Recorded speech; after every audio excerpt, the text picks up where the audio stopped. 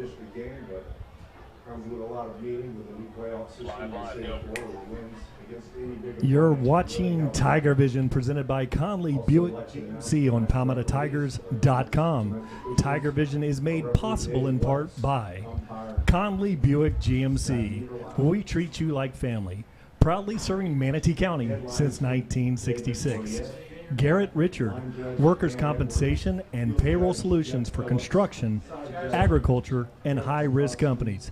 Clicking Spree, where we put your business on a clicking spree. DeVito's Auto Repair. For quality auto repair, visit DeVito's Auto, serving satisfied customers since 1978. Keaton's Office and Art Supply. Real, fast service. Service the business needs of the community since 1951. North Manatee Realty, serving Palmetto, Ellington, Parish, and Manatee County. Richardson Stinton Roofing, locally owned and highly experienced. Richardson Stinton Roofing. Rico's Pizzeria and Pasta House. Rico's now has a Palmetto location on 8th Avenue.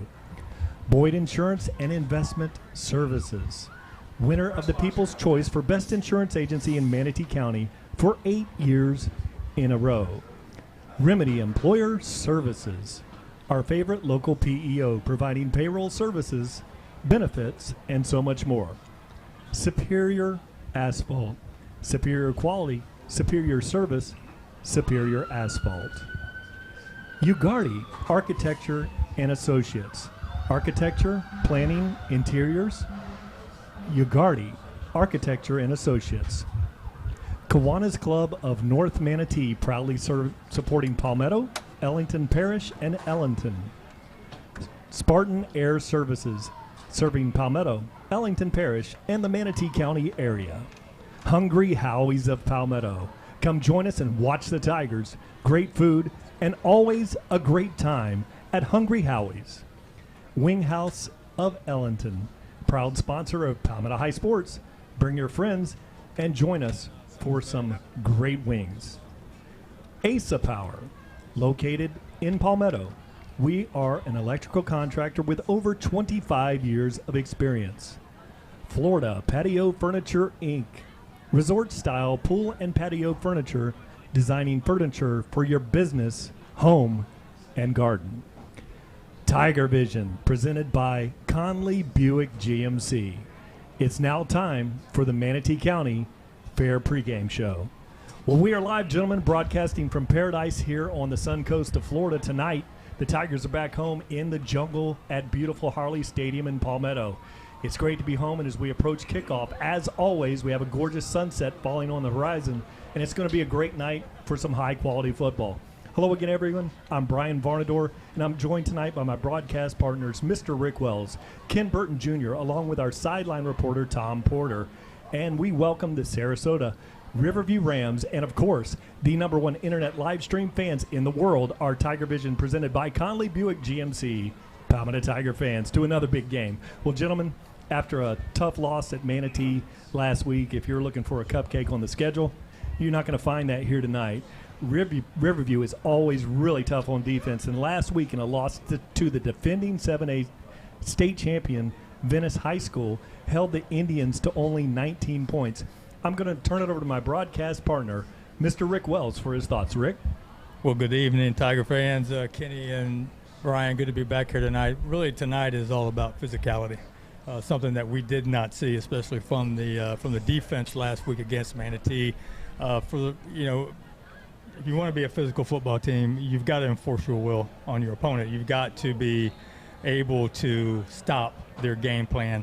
We were anything but physical last week. 39 missed tackles will tell you that. It was not a good night for the defense. We all heard Coach Marino after the game, and as you could tell, he was not happy as well. This week in practice was probably the most intense practice that any of these players have had in a week. The defense paid, and they paid dearly. They conditioned more than they ever would condition in a game time preparation, and they are expected to come out here tonight with a better attitude, a more physical attitude, and to, if anything else, not miss 39 tackles, Kenny. Yeah, I think both these teams, somebody tonight will either be 2-1 when we go into district play next week, or 1-2. So tonight is a key game as far as building up some momentum as we prepare for district play. And for our offense tonight, they get those 2 red zone scores early in the game, Brian, and it's a whole different ball game, but we didn't get in. So I think in this game with Riverview, and who struggled on offense in their games, it's going to come down to who's going to score in the red zone. And for our defense, is it going to be the team that had 11 turnovers, or plus 11 in the first 2 games, or is it going to be the team that could not stop Manatee, and they scored basically on every possession?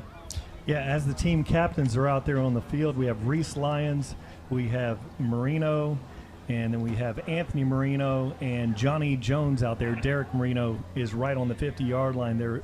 I was thinking about things, and really the game last week, it was a old-style football game. Reminds you of the old Big Ten or the SEC, and clock management and great defense. And what I expect tonight is the same type of performance out of this Riverview team. I talked to Rick earlier, and he said that it's about 70% run, 30% pass, and play great defense and special teams. So now the Tigers have won the toss, but it looks like they're going to defer. And so Palmetto will be kicking the ball off and going to play some defense to start this one out. Hey, Brian, I'm going to jump in here real quick with Coach Marino. Coach, obviously a tough loss last week. You promised after the game there was going to be a tough week of practice. How did practice go, and how did the kids respond? Really good. Monday and Tuesday we tested them physically and mentally. We conditioned the heck out of them.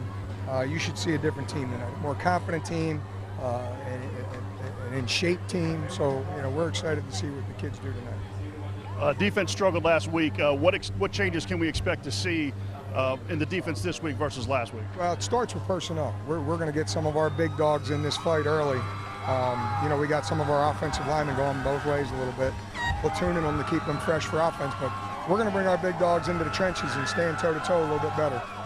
What have you seen in preparation for this Riverview team? What have you seen? What kind of team are they? They like to run the ball, pass the ball? They're a run-oriented team. They got a great tailback, number 22. They got another great tailback, number 7. So, it's going to be a slugfest. Another big heavyweight fight. All right, Coach. Good luck in the first half, guys. Asking Coach about practice this week. He didn't really get into it too much, but talking to the assistant coaches, they stressed how hard this practice was, the amount of drills, the amount of bear crawls, the amount of sled time that these guys had to deal with this week to kind of reset their mind, to kind of get them to be physical, as Brian was saying, be a physical force in this game. If you think you're going to come into this Riverview game and just, go halfway with them, you're not going to. They're a tough team, and we'll see if the Tigers learn their lesson this week. Back to you guys. Thank you for that great delivery. And speaking of great delivery, Rico's Pizzeria and Pasta House has a Palmetto location on 8th Avenue West. So Rica's Pizzeria and Pasta House, and it's not just pizza, it's a lot of great food there. Going back to the matchup in this game, the look at the back, number 22, who Coach mentioned there, that's going to be Ollie. It's going to be Ollie Boyce Jr. And I pulled up his huddle tape, take a peek, and any time it takes forever for the replays to load, that you're going to be looking at somebody with a lot of production, and sure enough, multi-100-yard game rusher, just a great-looking back there, and on their lineup in this run-heavy package. Anytime you have more than 4 tight ends on your roster, that pretty much tells you, what the scheme's going to be for the Riverview Rams. Now we're about to have the kickoff. Yeah, he is a 4-year starter. We played against him last year and pretty much contained him, but he's not the force that the Manatee back was, 230, but this kid has started for 4 years and he knows how to play the game, Brian. Okay, get a kick out of great service with DeVito's Auto now approaching the ball, and this is going to be Gonzalez approaching the ball today. Back there to receive is number 12, James Simmons, and number 8 is Amari Pitts back there. A high kick is going to be fielded at the 15-yard line. Gets to the 20-25, looking for a lane, and Tigers is now in position. Good peel back tackle there. So he's tackled at the 35-yard line, but a good return. Yeah, nice tackle by Ellison Bradley there. Well, guys, if you remember last year, we actually beat Manatee. We had an issue with Irma coming through. Had to play Riverview on a Thursday night. Came out flat and lost 11-10. Yes, lost that ball game by 1 point. So if nothing else, we hope that loss to Manatee last week will give them a little bit more energy and hopefully produce a win here tonight. And one thing, they run basically our offense. So the defense, it's not going to be a wing tee that they haven't seen before. That's a good point, Kenny. They're going to have 2 receivers and a single out here with a shotgun and 1 back in the backfield, H-back look.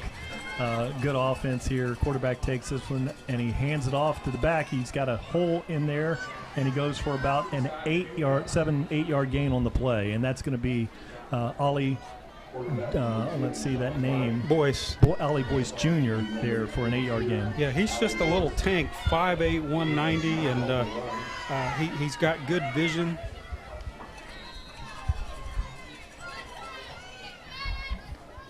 Oh, Joe Palmetto's offsides. That's going to get Bembry off there, or the middle of the field.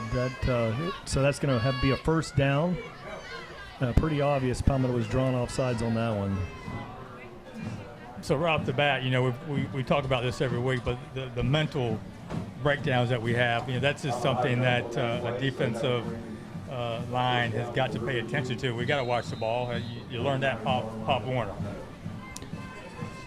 Palmetto lined up clean this time, and now the back gets it. That's Boyce Jr. goes for about a 4-yard gain. Tough running, but he's got a 4-yard pickup. Yeah, the first thing that stands out to me, guys, when you look down there on the field is the size of the Rams offensive line. They are a big crew.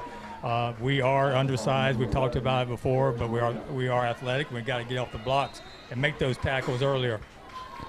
Sean White is now in the shotgun, and he's got Boyce Jr. in the backfield. Fakes it, and he keeps it running to the edge. First down, right at the marker, and he's spotted. They said his knee was right there. That's going to be a first down. I watched some film on this fella, and his whole huddle take was not throwing the ball, which you would think for a quarterback, they want you to see me throw the ball. It was all running. He runs it very tough. Rick, as you mentioned, I'm looking down the line of scrimmage. The size difference between the offensive and defensive line looks like Palmetto's outmanned by about 35, 40 pounds per guy, and that's going to be Boyce Jr., and he runs for another 6-7 yard gain. And, this is going to be a long night if you don't start having some penetration, stopping things in the backfield there. Yeah, they're going to keep running this until we figure out how to stop it. I mean, they're picking up good yards here on just about every run, and we've got to figure it out, and we've got to figure it out early. White's got in the shotgun, 2 receivers to the right. Now he fakes the handoff, rolling to the left, looking for that crossing route. Palmetto defense this time was able to shore that up, and that's good coaching because that's the same play that Manatee did on the crossing route over and over again. So they have corrected that over the last week. Yeah, that's something that we can look at as much improved from last week, and also that containment on the edge is something that we lacked last week. Boyce in the backfield, and Sean White takes a high snap, hands it to Boyce. There's a block in the back there, not called, first down. So again, the Riverview Rams are just driving this right down the field. Get on the carry. Yep, just student body right, student body left until we come up with a way to slow them down. They're just going to give it to Boyce.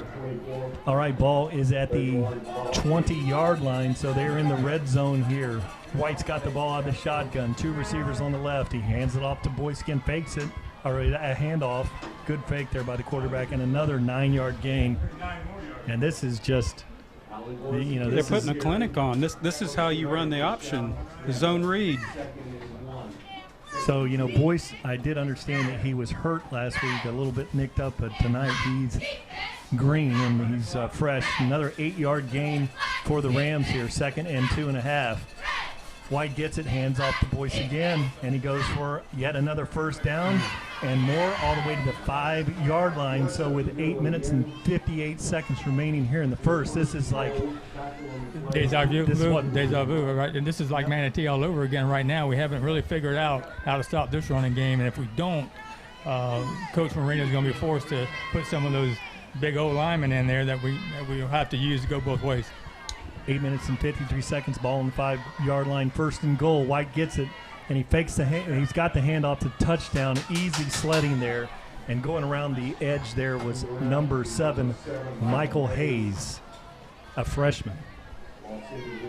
Now that was a painful drive for the Palmetto defense, and clock. Look how the clock is run down, and just what the doctor ordered there for the Rams. That's the model. The plan. They methodically went down the field. Yeah, apparently they studied the Manatee game very well and have picked right up where Manatee put it to us last week. Yeah, and quite frankly, as the extra point is good, they did not run the ball that effectively against us last year. That was not really how. No, that was we not had their him game plan. contained. And it's the same guy. So we've got to come together right now, and Coach Cucci will huddle the defensive group up here and try to figure out what we need to do to actually stop this running game, because that was way too easy, guys. Again, that looked like that was Dorian Hall back there. I believe they got the kick and the extra point. So here very early in the first quarter, your Palmetto Tigers are trailing, getting ready to receive the kick. 3 minutes and 15 seconds to methodically, work 70 yards down the field. Hey, you guys just hit on the fact that the linemen, the size of the difference in the linemen. I actually saw Ethan Ingram come in for a couple of plays there, so they're already getting the offensive linemen in on the defensive line tonight. So we'll see how that affects the play of the offensive line. So you heard that. Number 60, Ethan Ingram, checked in the game from his offensive line position to give the Tigers a little bit more size up front. But now the kick is going to be Dorian Hall kicking this one off, and he has Adravian Butler back there and Corian Brown to return. Approaches the ball. It's a high kick, and it's going to be handled there by Butler. He's at the 20, 25, shakes the tackle 20. Now he's at the 30, 35, and tackled at the 36-yard line. Great return. Yeah, great return by Bubba, and picks up some good yards here to start this first offensive series off for the Tigers. And now, as we talked about last week, if we got to go TD against these guys, that's what we've got to do. We can't stall. Last week we had 2 great opportunities to put 7 on the board, and we came up a little short, and we really can't afford to do that tonight, guys. Yeah, it was the difference in the ball game. We get those 2 red zones, and we're undefeated. All right, so Marino has one back in the backfield with him, Butler in motion.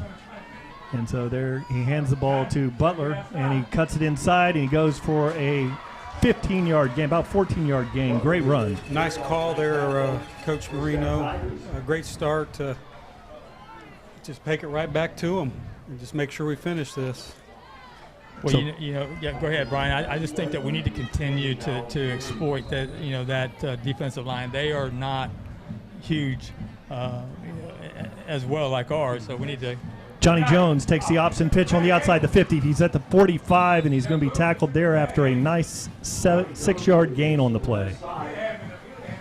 Yeah, if you look down there at that defensive front for the Rams, they look a lot like us. Exactly right, Kenny. Yeah, and really the offensive line for Palmetto Tigers, very good size offensive line. First 2 plays, positive things going on here with 6 minutes and 19 seconds on the clock. Marino has the ball.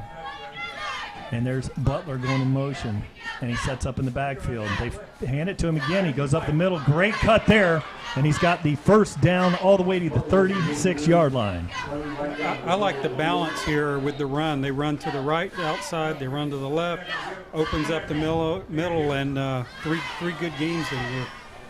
Now we're going now they called that fumble. He bounced on the ground. The ball popped out. Well, maybe we can pick that out on the North Manatee Realty replay here. Nice cut here. Watch for his knee hitting. It's good to see it. Oh, man. Oh, that's very unfortunate. Maybe we'll get another shot at that during the exchange here from the North Manatee Realty instant replay shot. Very close. Oh, that one not good. leaves a mark there, and now that big offense. Here's another look at that one more time. Now the linebacker's arms were around him. Knees very close to the ground. It looks like it's out. Down. Yeah, I thought it was out right there. And then his knee hit. Yep. So it was a fumble. So good. He looked to strip him. Unfortunately, a very good camera shot there by the North Manatee Realty replay cam. Now I'm at a Palmetto Tiger with a real challenge here. And Dozier's in the game, a bigger defensive tackle there. And White's going to take this out of the backfield. And he's got Boyce back there in the backfield with him. Nice-looking receivers on both sides of the formation. Hands it off, fakes it, and keeps it. And he's going to go. Marino makes the tackle, but that's another 7-yard gain.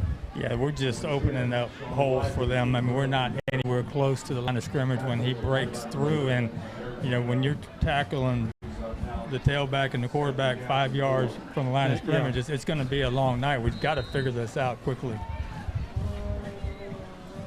Okay, White takes this one, the shotgun, and it's a 2nd and 5. And there's Boyce in the middle of the field, and he's got another first down tackled there. First down, Rams driving. You know, this is our offense that they're running. They see this every day. Well, I mean, the O-line's doing an outstanding job. I mean, they're winning the battle. Yeah, they're pushing our D-line right where they want them, opening up huge holes here. 7 minutes and 38 seconds. Rams driving. This time they get jet sweep. He slits on his cup, so he's going to have about a 2-yard loss on the play. So good contain over there by, look, I think the strong safety came up there and forced him wide, and unfortunately he slipped. So now that brings up a 2nd and 10. Now, if you can get a team run heavy like this behind the chains, Ken, you know, it changes everything. Absolutely. This is a critical play in the drive.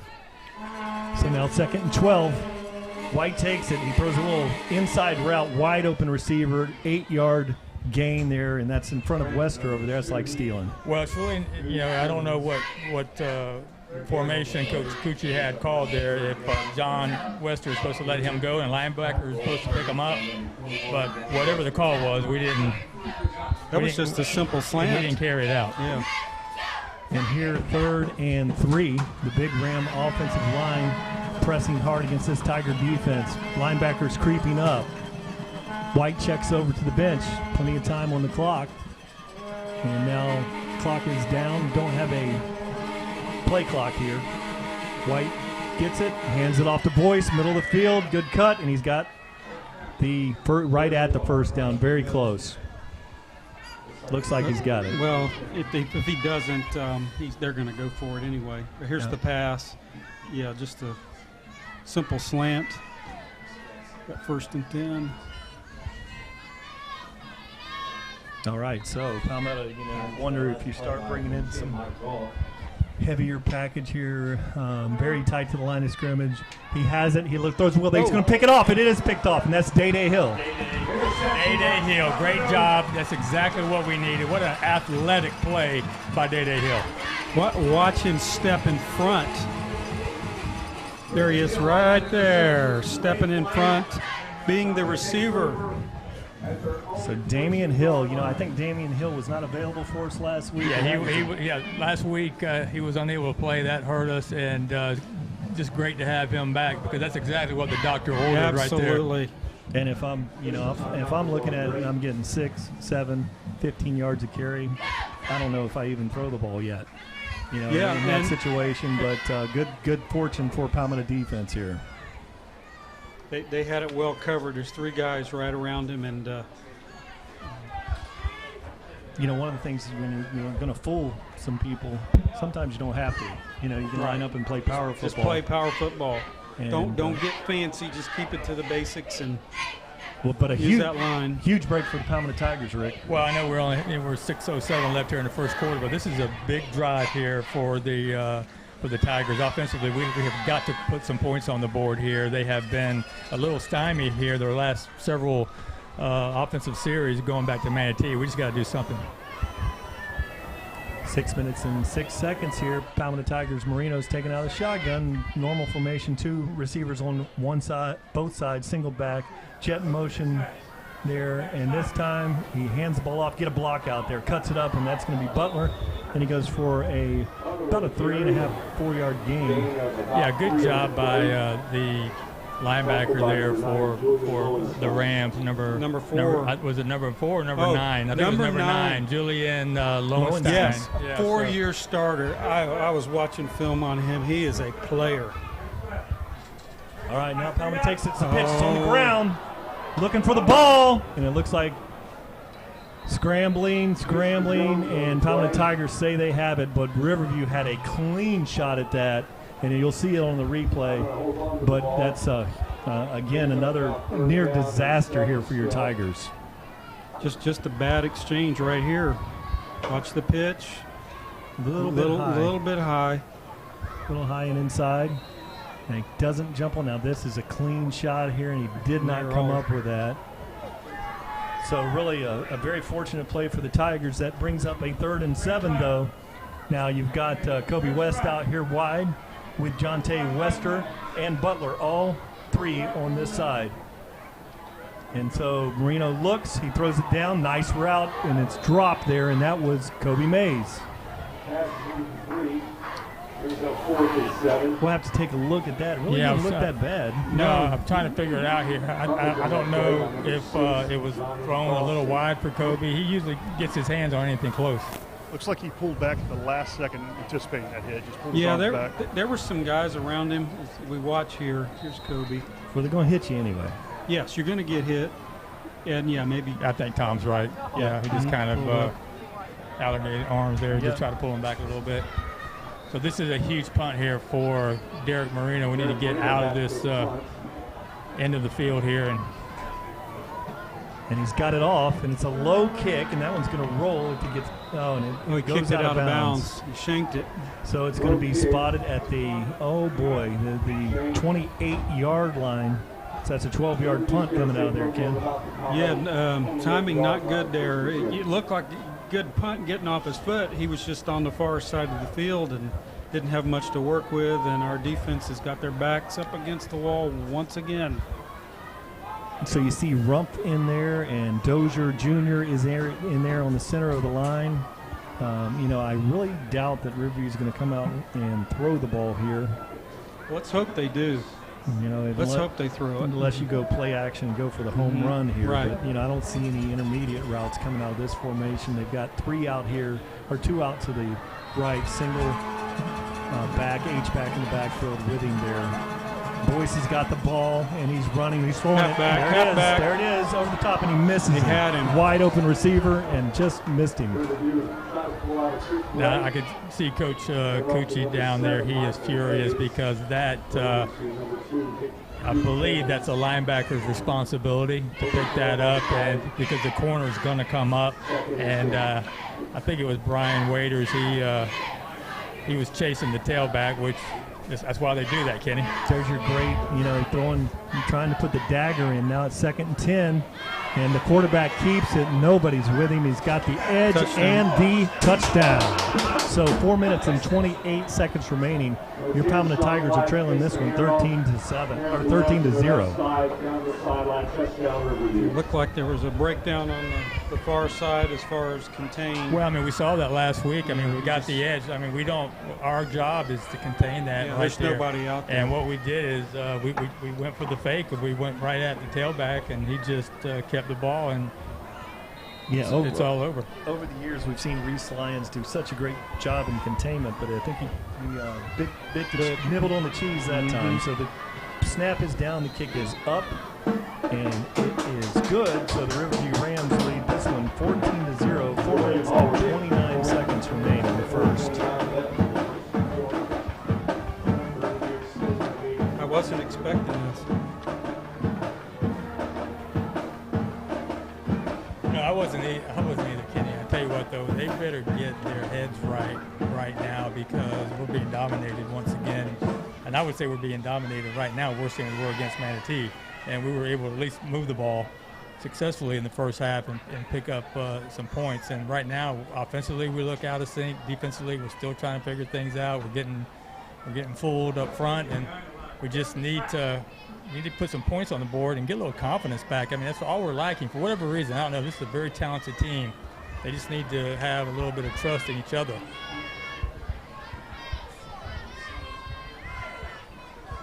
Now get a kick out of great service. We're looking for a big return here, and get a kick out of service at DeVito's Auto, located in Ellington. That's what we need, is a big play here, to something to spark our team and wake them up here. Now Dorian Hall is going to kick this one off.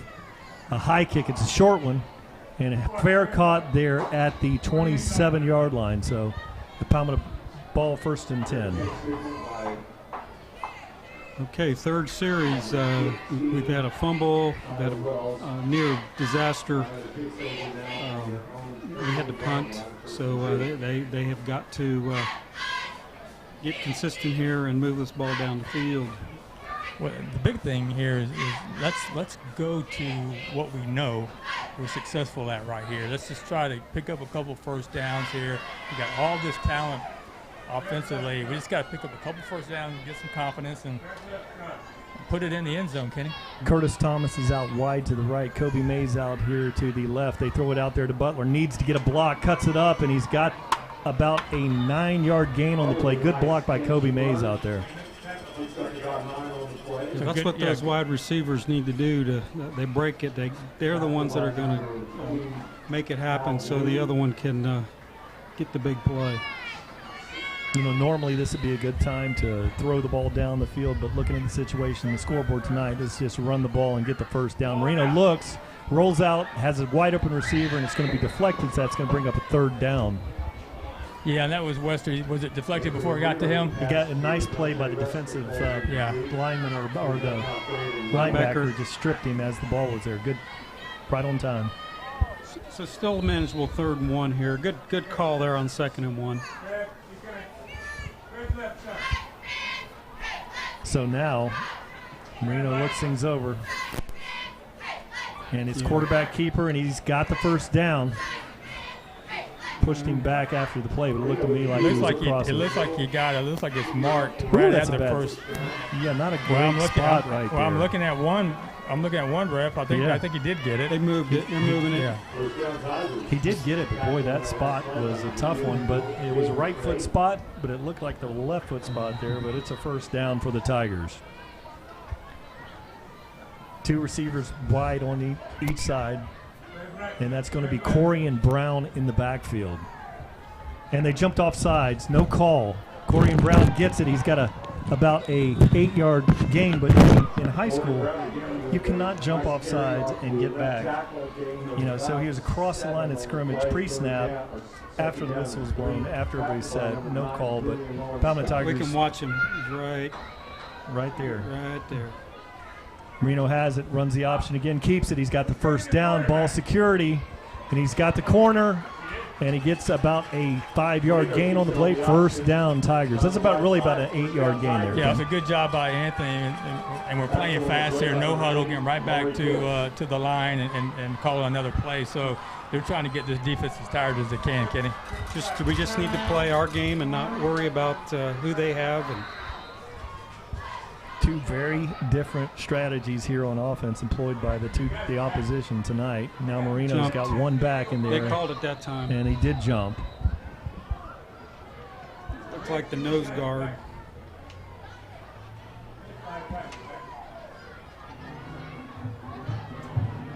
So the referee's sorting this one out.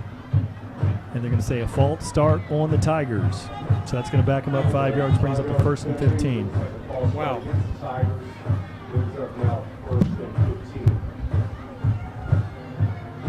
didn't think they were ever set before the penalty. I thought the nose guard jumped, but I was wrong. 3:08 remaining here. Your Tigers are trailing this one by 14. Anthony Marino's bringing them out. Ball is on the 47-yard line. 3 receivers to the left. Ellen slips on his cut there and really nothing there for Corey and Brown. So that's going to be a loss on the play. That'll bring up about a 1st and 17 now. The previous play, guys, it looked like there was the center double clutch, like Luke Gullett had a double clutch when he went to snap that ball and tried to catch himself, and I think that's what was called. Okay, thank you, Tom. Good He would know. delivery there. He would know. Tom would know that stuff.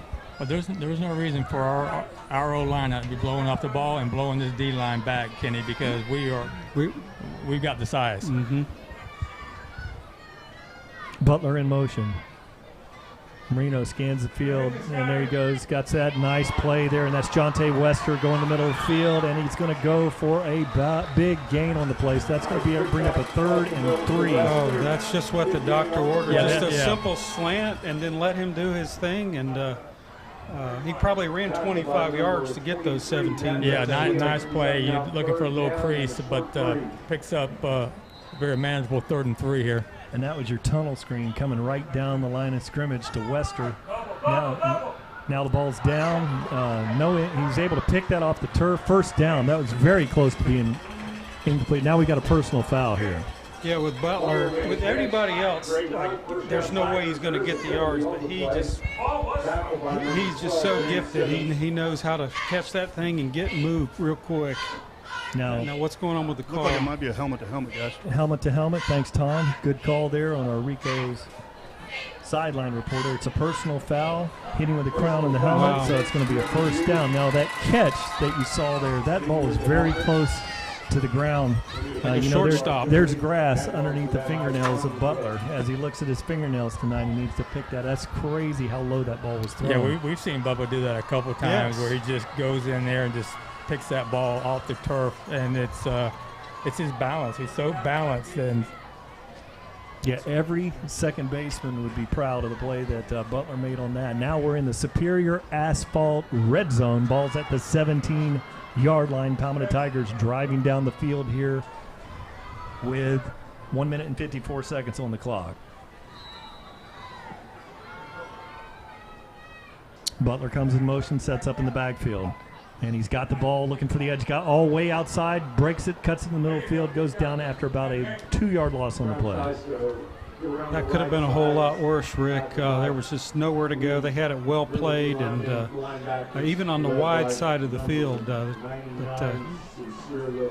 damage control. Well, right now, as in every week, these coaches, we have these coaches up here in the booth so we can hear what they're talking about. And obviously they've been watching our film. They're calling our plays almost. So we're going to have to mix it up here a little bit and show them something a little bit different so we can get these dynamic tailbacks of ours, a little bit of a breathing room here and start picking up some yards. We can't lose any yards right now. Twins on both sides. Marino scans the field, rips a throw out there, and it's coming out of his cut there was Kobe Mays. Let me see. Yes, it was Kobe. And he slipped on his cut there, and that's going to bring up a 3rd down.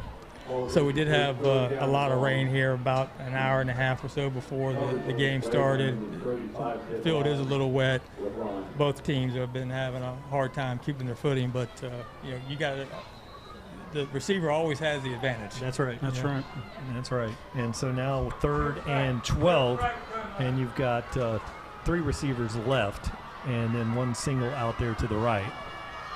Marino looks, and he throws the middle route, wide open receiver, and he short-hopped him on that one. He had him. Just ball thrown a little bit underthrown. So Johnny Jones. And that was LaJonte Wester open in the end zone. So that brings up a 4th and 12. We've had kicking problems, but I believe we have Rafael Gonzalez back in the game. He showed a strong leg down there in warm-ups. This is really a big kick for the Tigers. When he has missed right. So hopefully kicking from this right hash here, he'll be able to make his adjustments needed. Hayden Nickel with a very important snap on this one. Anthony Marino with a hold. The kick is up, and it hits the upright and is no good. So it looked good. Wow. So with 47 seconds remaining, Riverview takes over right there, and it'll be 1st and 10. Good kick, Kenny. I mean, just Yeah. bad luck, right? Good snap, good hold, good kick, and I bet it hit the hit right up. That's the one he struggles with when Yes, he's it did. missed.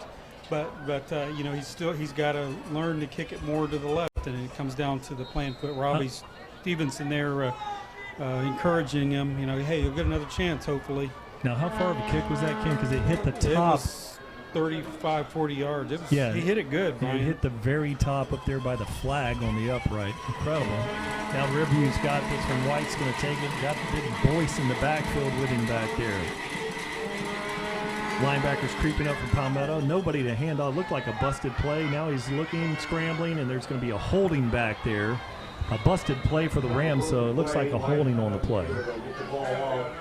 So good job by the defense on that play. Was able to break a hold and also get out there and make a tackle for a loss here.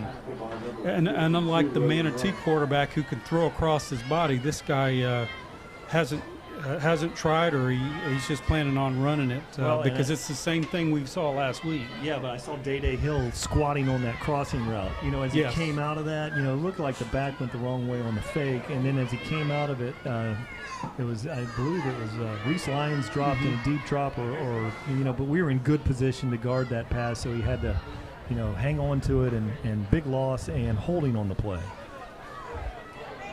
So now would be a time for one of those takeaways, just a real, like a cheap touchdown here would do wonders. Yeah, and a run-heavy team like this that averages 6 yards a gain, I like the call here, accepting the penalty, backing them up. White has 2 receivers on this side and 1 single out there.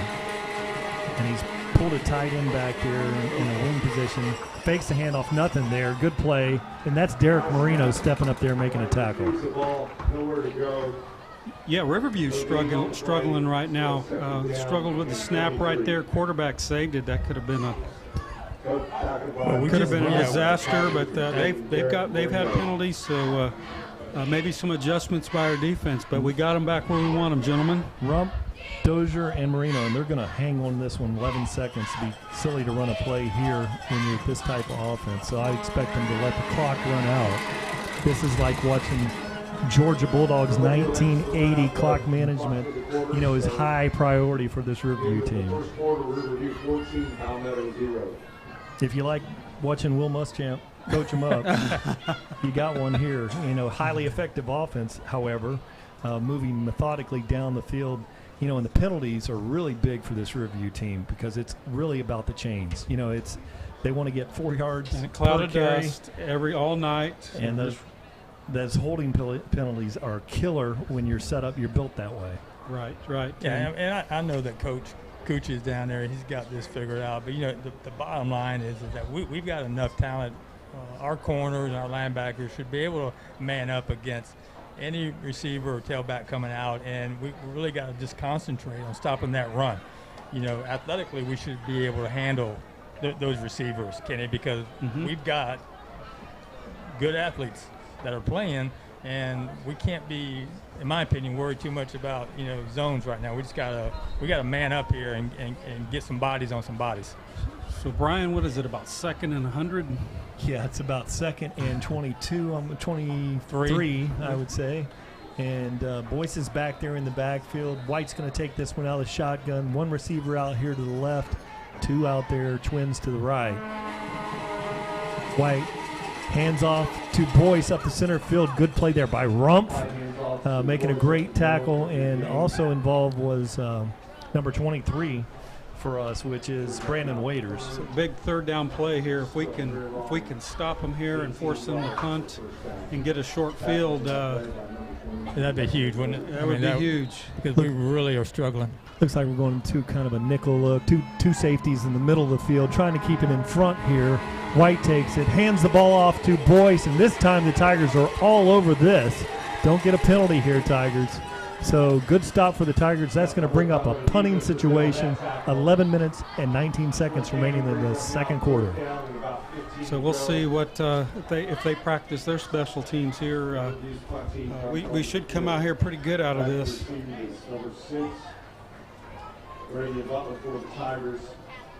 This will be their first punt, correct? Tonight, yes. Yeah, first punt for the Rams tonight. And three guys back there in protection. Low snap, almost took his knee. He shanked it. And he shanked He did take a knee. He did take a knee, gentlemen. He's got him down there. His knee was on the ground. It'll be Tiger ball at the 2-yard line. Let's see if we can get that on replay. Freeze it. Check that out. When he went to field the ball, he did go down to a knee. And that's going to be a huge momentum changer here for the Tigers. So, gentlemen, it's time to put the jumbo package in or whatever we got to and just cream this thing, or give me Anthony Marino with another touchdown. Put him under center and just get this thing in now. Sneak it in, yes. I'd love to see that replay, but I want to see a touchdown. I'd prefer to see a touchdown as a result of the miscue there, just what the doctor ordered. 10 minutes, 48 seconds remain here in the second quarters. Tigers are in the superior asphalt red zone. Anthony Marino sneaks this one forward. He is in. Touchdown. Your Palmetto Tigers now in the game, trailing 14-6. So once again, the special teams gives us the spark that we need offensively to put some points on the board, just like they did against Southeast 2 weeks ago. And Booker, absolutely. And hats off to the defense for holding their ground and shutting them down and putting the special team situation there. And then the offense. It was a complete defense, the special teams, offense, touchdown. Now Pineda's going to be back there to kick the extra point. And Anthony Marino with the hold. Hayden Nickel with the snap. The kick is up, and it is good. Now this time he aimed for that left crossbar, and as it crept across there, as he had that power draw on there, right in there, Ken. Yeah, when he's left-footed, it's gonna pull to the right anyway. So yeah, he got it, and it's 14-7. Even though the game doesn't reflect it, we're in this thing. Well, that's exactly what we needed. We needed to get that one score on the board, and now defensively we got to come out here and we're going to ask them to do the same thing. We got to keep them off the board. I mean, my ultimate goal here would be to tie this thing up and then to never look behind us.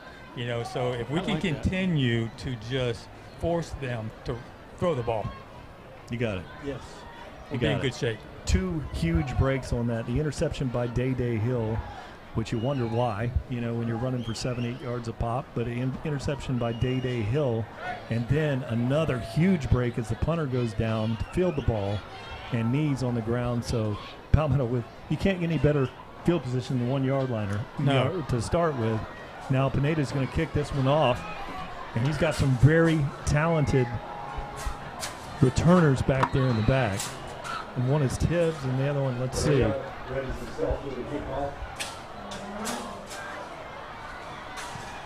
There's a high kick fielded at the 11, and he takes it. He's at the 20, and big hit there, and good play by Derek Marino. I believe was out there. Yep, you're exactly right there, Brian. Anthony and Derek both were they took that loss very personally last week. You know, they are some leaders on the team, and you see Derek come in here and make a great play, just bust right through that block, and just another great job by the special teams. And defensively, we're out here again, and we need a stop, Kenny. We need another stop here right now. Just keep doing what they're doing. I'm sure after last week's 39 missed tackles, there was some tackling practice this week, Rick, and you can see it evident on that play.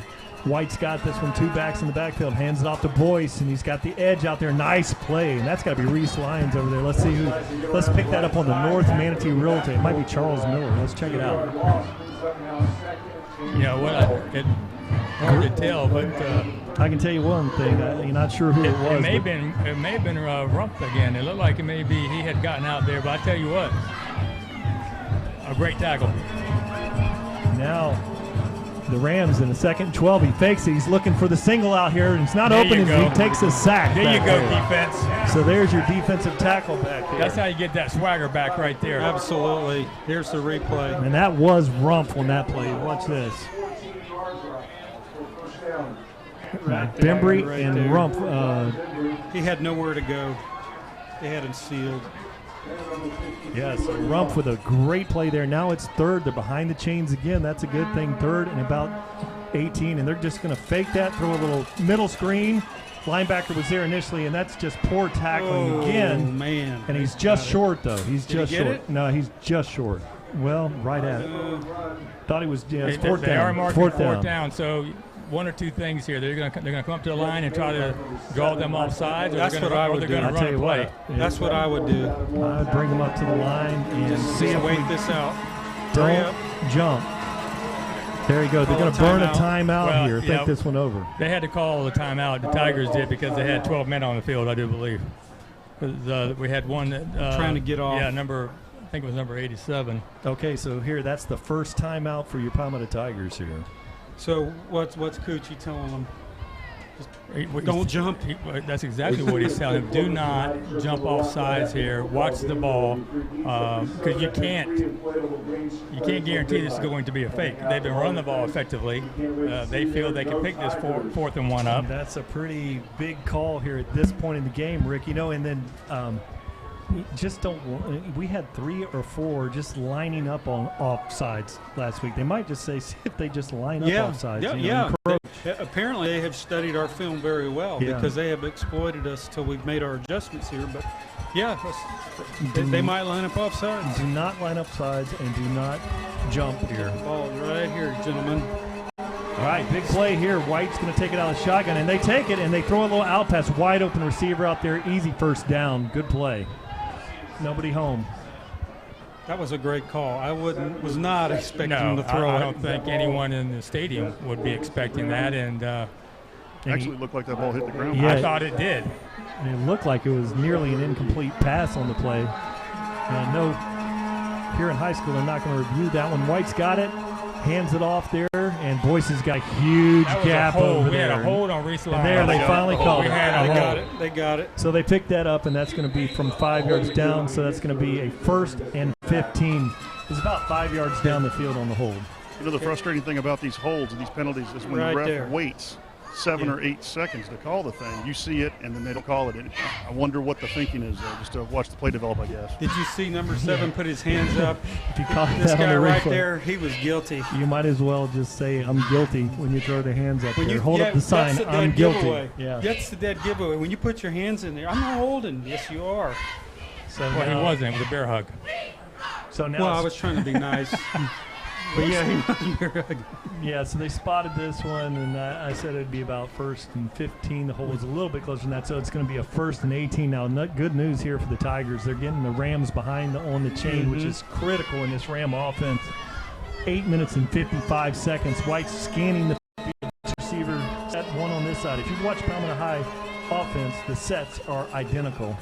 White looks down the field, rolling, wide open receiver, no catch. Nope.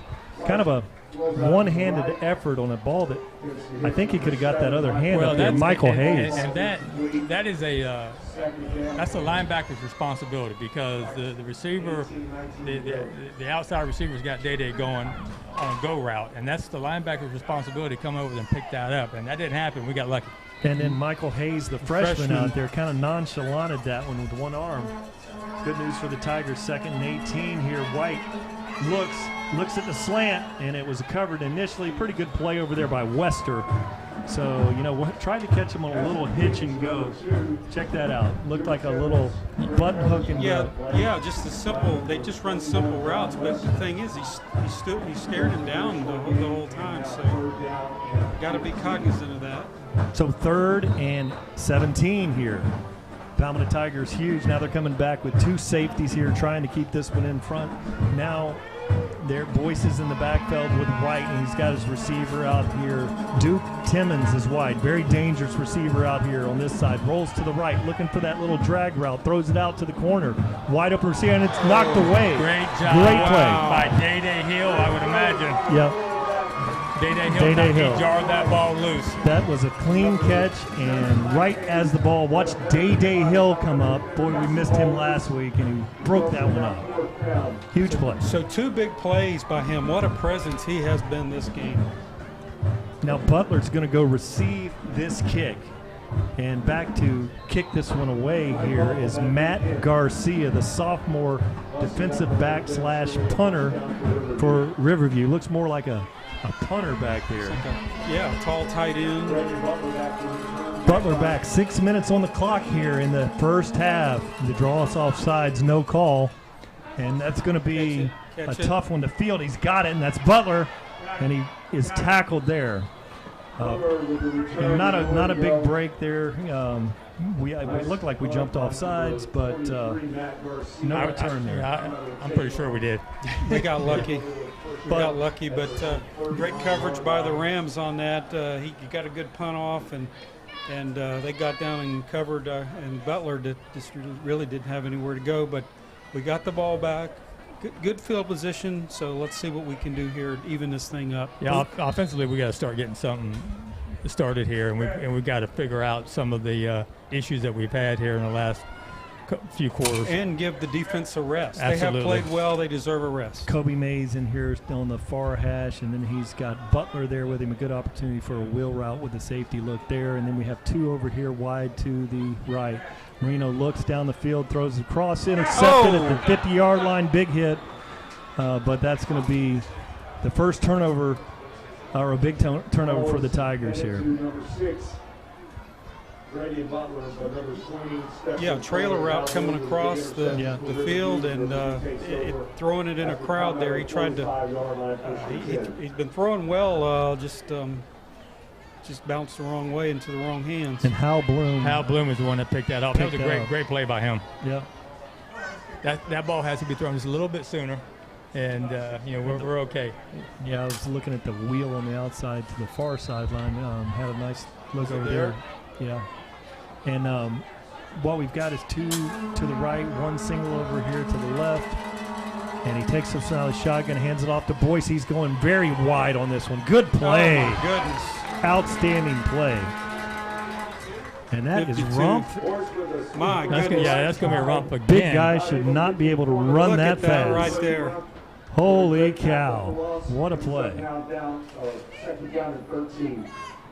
And so that brings up a 2nd and 13. That's 230 pounds, moving pretty quick. Pretty doggone good to chase a 210-pound, very gifted back down. Now he looks, fakes, and throws it. Nice coverage over there by Hill, but he lets the receiver get behind him.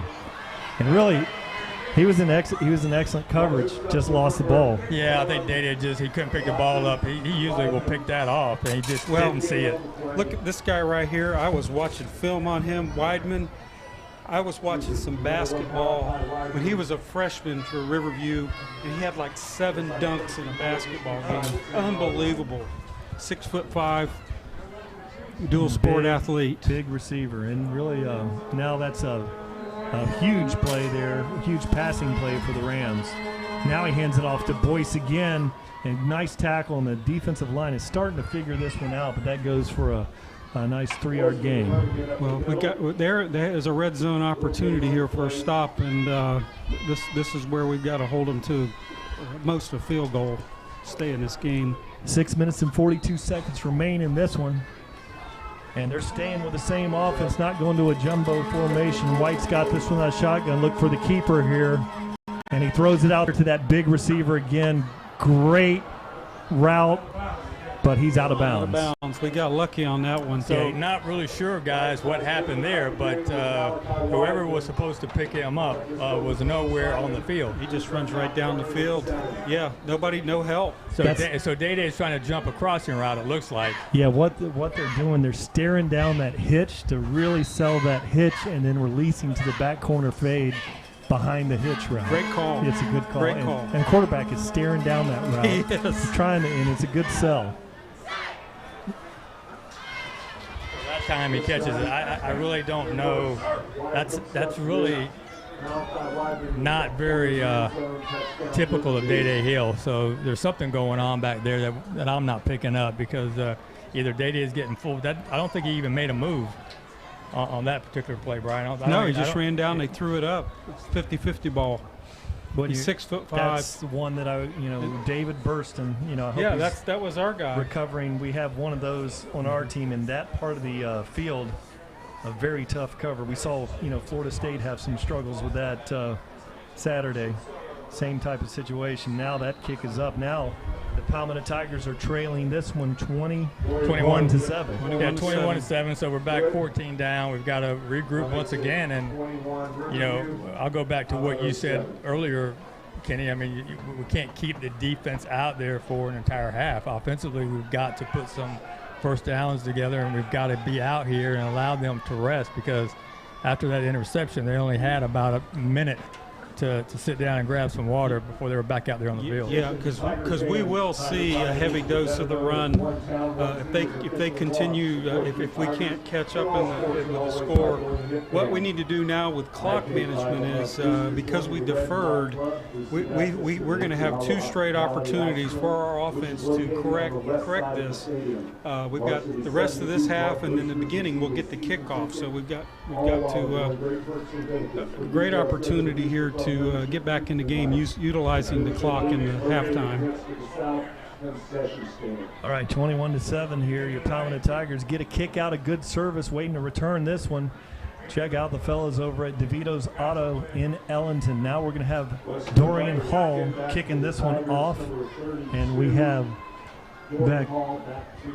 We've got Corian Brown back there, and it's a Wester back there also. So the kick is very short, and they're going to fair catch that one. Better catch it. Great job there by Logan Pisano. Heads up play. So the Tigers get excellent field position here at the 35. Yeah, again, I think it was Tyler Wells again. Tyler Wells for that fair catch. But that was, let me tell you something. I have taught that boy how to catch.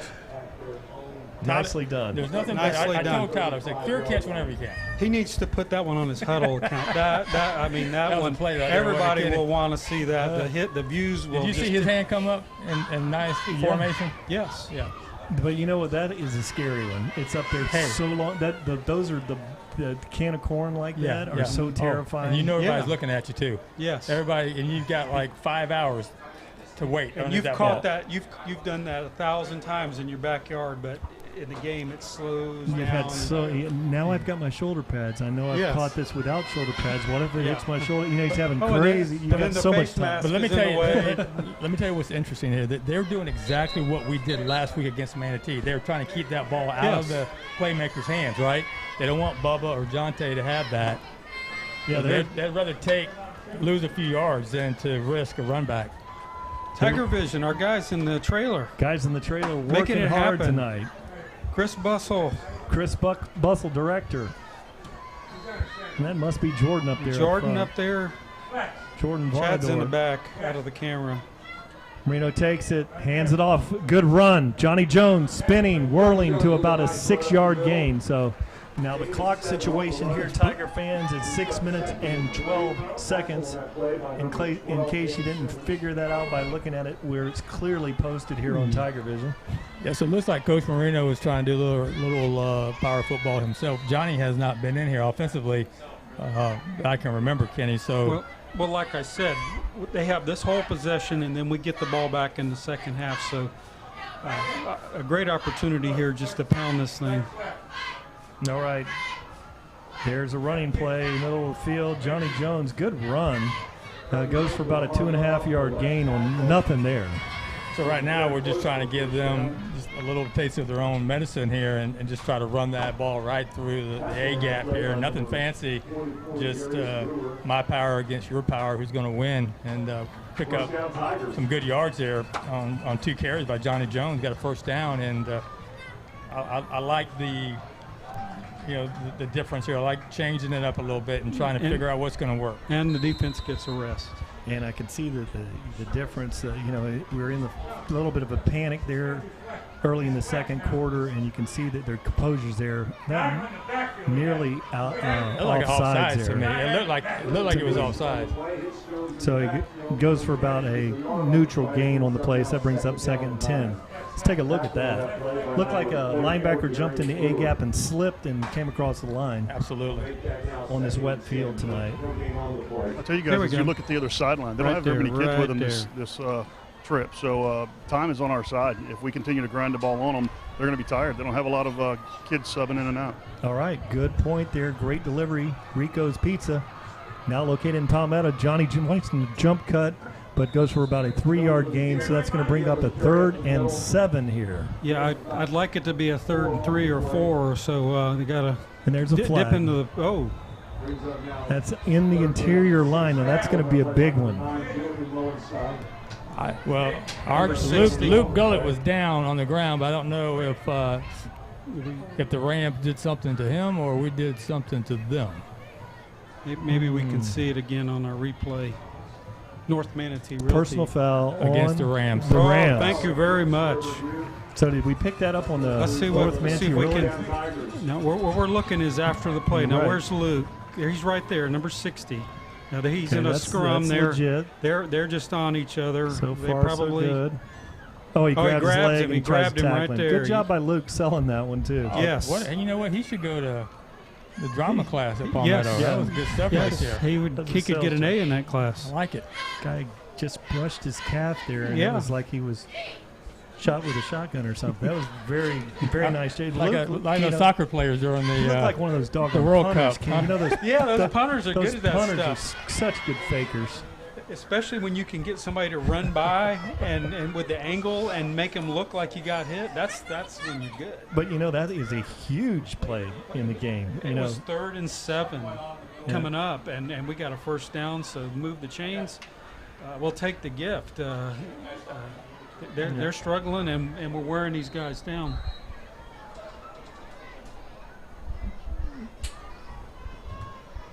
So good job by Coach Moreno to kind of settle the offense down and There's no need to panic. Just try to run this ball through the gaps and give that defense a much needed rest. All right, so Palmetto has 2 on each side, single in the backfield.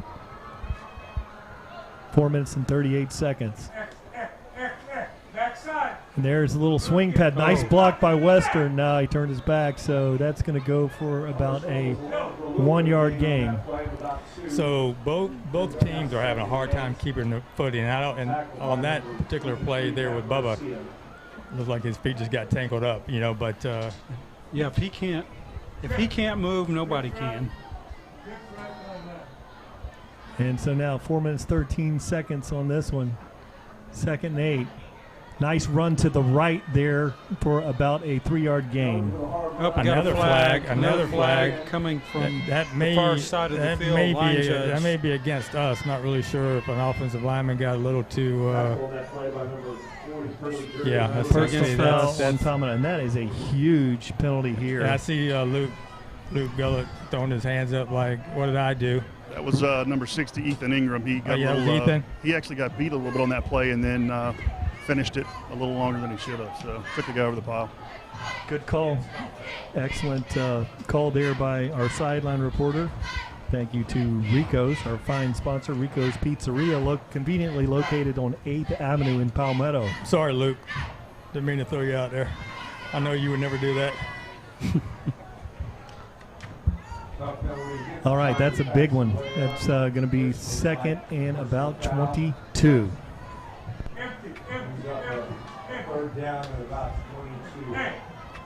Our fine cameraman. And now 4 minutes on the clock. And then Marino takes it, quarterback keeper, and nothing there. And he goes for about a 3-yard loss on 3rd down. Oh, goodness. So what are we doing here? 4th and 45 45? Forever. You're going to bring Derek Marino out there and punt. Now, really critical there because Palmetto gets the ball to start the second half. Really needed to put some points on the board and change this thing totally around. But now trailing by 14, 3 minutes and 30 seconds. Expect the Tigers to let this clock wind on down here. Now we've got an equipment violation. Coming over to the sideline is Floyd Dozier Jr. Looks like we've got the right number out there. Clock winding down to 3:08 here. Marino takes the snap, gets it off. Boy, very close to being blocked. That one's going to turn over. And on the wet field, just stops right there. It's going to be down at the 21-yard line. So 2 minutes and 56 seconds to work here for the Rams. a score here would be a killer, and the Palmetto Tigers defense is looking to get that turnover. Yeah, the goal here to me it looked like was to run this clock down, but we've given them the ball back and an opportunity almost to put this game away. That would be just really difficult to make up that kind of ground. Recognizing our great camera people. Yeah, this is really about we got to stop them. About making a stop, if nothing else, and just keeping them out of the end zone before the end of the half. Right, White looks at it, hands it to Boyce there. Boyd breaks a tackle there, middle of the field. Palmetto Tigers trying to strip the ball, need to just come up with a tackle. There's the ball's out. Ball is out. We got they it. got it. It's a turnover. Yeah. So that's a big play. And that is a big break here when you're able to hold him up and then have several seconds of just trying to strip the ball here. And that's right there. So who muscles up here? Driving forward, let him go forward there, and he knew. Look at that recovery. Look, he knew they were going to do that. That's Brandon Waiters that forced that, had his arm in there the whole time and was able to snake that ball out of there. A huge play for your Palmetto Tigers. Great job. Defense, 1 and out, 2 and out. New life here. 2 receivers on each side. Marino looks, goes, and he's got Wester. Touchdown, Palmetto Tigers. And Marino was hit well after the play. But flag. Wester We'll take the touchdown. with a great play with the old wheel route down the sideline. You've been talking about the wheel route, so maybe they heard you, Brian. That's what I was looking at. And, up here, it's pretty awesome. We have a defensive coordinator up here, the Rams coordinator in the box, and he's obviously studied more film than us, but he's very loud up here. But great throw, Anthony Marino, Wester down the sideline, touchdown. Had him beat by 5 yards, threw a good ball, good pitch and catch. This is what we wanted to do the last drive, got a break, and they put us right back in the game here. Actually too quick maybe, but we'll take it. Oh, he pulled it. Oh, he got it in. Good. So your Palmetto Tigers trail this one 21-14, 2 minutes and 35 seconds remaining. Some of the guys out there don't believe in momentum. And, like a Gary Danielson, I listen to. Yeah. Well, Mo is here. You can feel the energy of this Palmetto group down there looking at the sideline. And early on in the second quarter, they were looking defeated.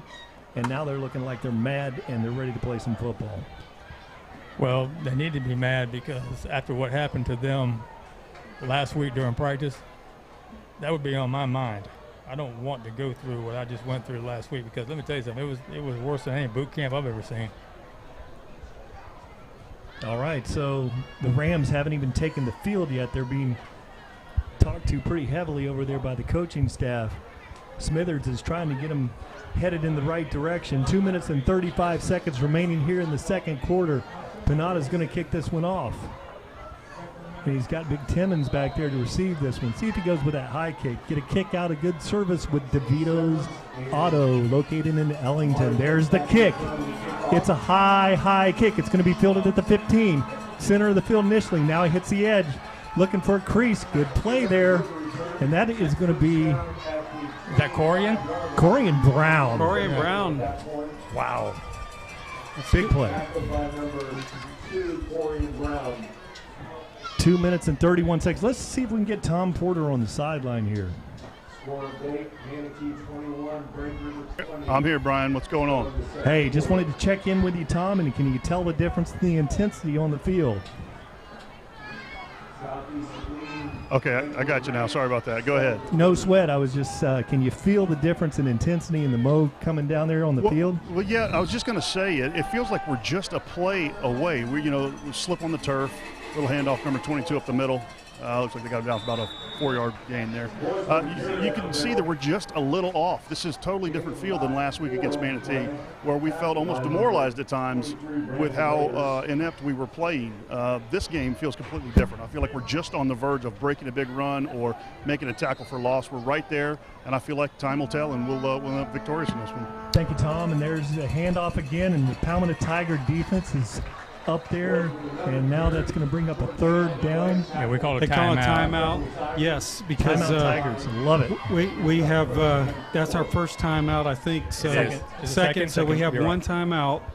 So big play here. We could actually get the ball back and do the 2-minute drill here and see what happens. This is we got to put the stop right here though. So 3rd and 6, defensively, the Rams can really do what they want. So we know they've been effective running the ball. That goes without saying. But they've been successful when they do pass the ball. So we've got to be very aware of those outside receivers. And we know who they're going to throw to if they decide to throw the ball. So it's just really a matter of being focused here and doing your job. Do you think because of the clock that they may be more they can make a 3rd and 6 running? They're that good. That's their bread and butter to make us take another timeout maybe.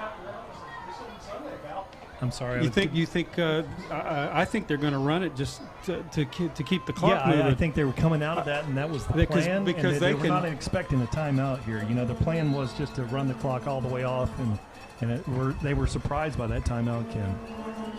Now White's got this one looking back. Nope, he's going to throw. Oh! And he's hit. My What goodness. a hit. Ouch. Oh, my. Here comes the North Manatee Realty replay, and this is going to be the big one of the game. Fakes the draw.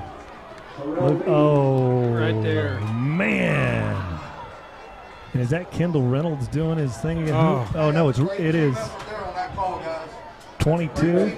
Yeah, that was 22. That is Charles Miller coming in there. And did we take another timeout? The clock has stopped. Guys, that was a loud crack. That was not helmet to helmet. That was face mask to face mask. He absolutely kept his head up, and he did it right. And he didn't get up immediately. He got hit pretty good. Yeah, you know, Tom would tell you down there, you got to see the target, you know, once you drop the crown of the helmet. And that was really a play where it looked like they had the little draw, and then the quarterback thought that everybody was going to follow the back into the hole. Whew, man, I was thinking he might have wanted a tight end or somebody to chip the next time around on that one. Absolutely. Because he took that one right in the Full chops. speed. He took it full speed.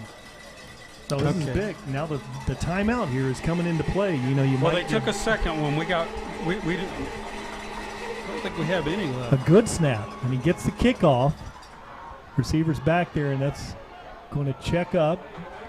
And the clock is running down, 1:42, 41 on the clock. So the Palmetto Tigers will get this one timeout left in the pocket on this drive. I don't think they have any. Yeah, according to TigerVision, we don't. I'm not sure. Well, I know we used 2 on that two last right here. offensive series. Okay, gotcha. Okay. So just no timeouts remaining. So you got to get first downs and to stop the clock, and you've got to allow. If you have to go out there and kick, you're going to have to allow yourself 20 or 25 seconds.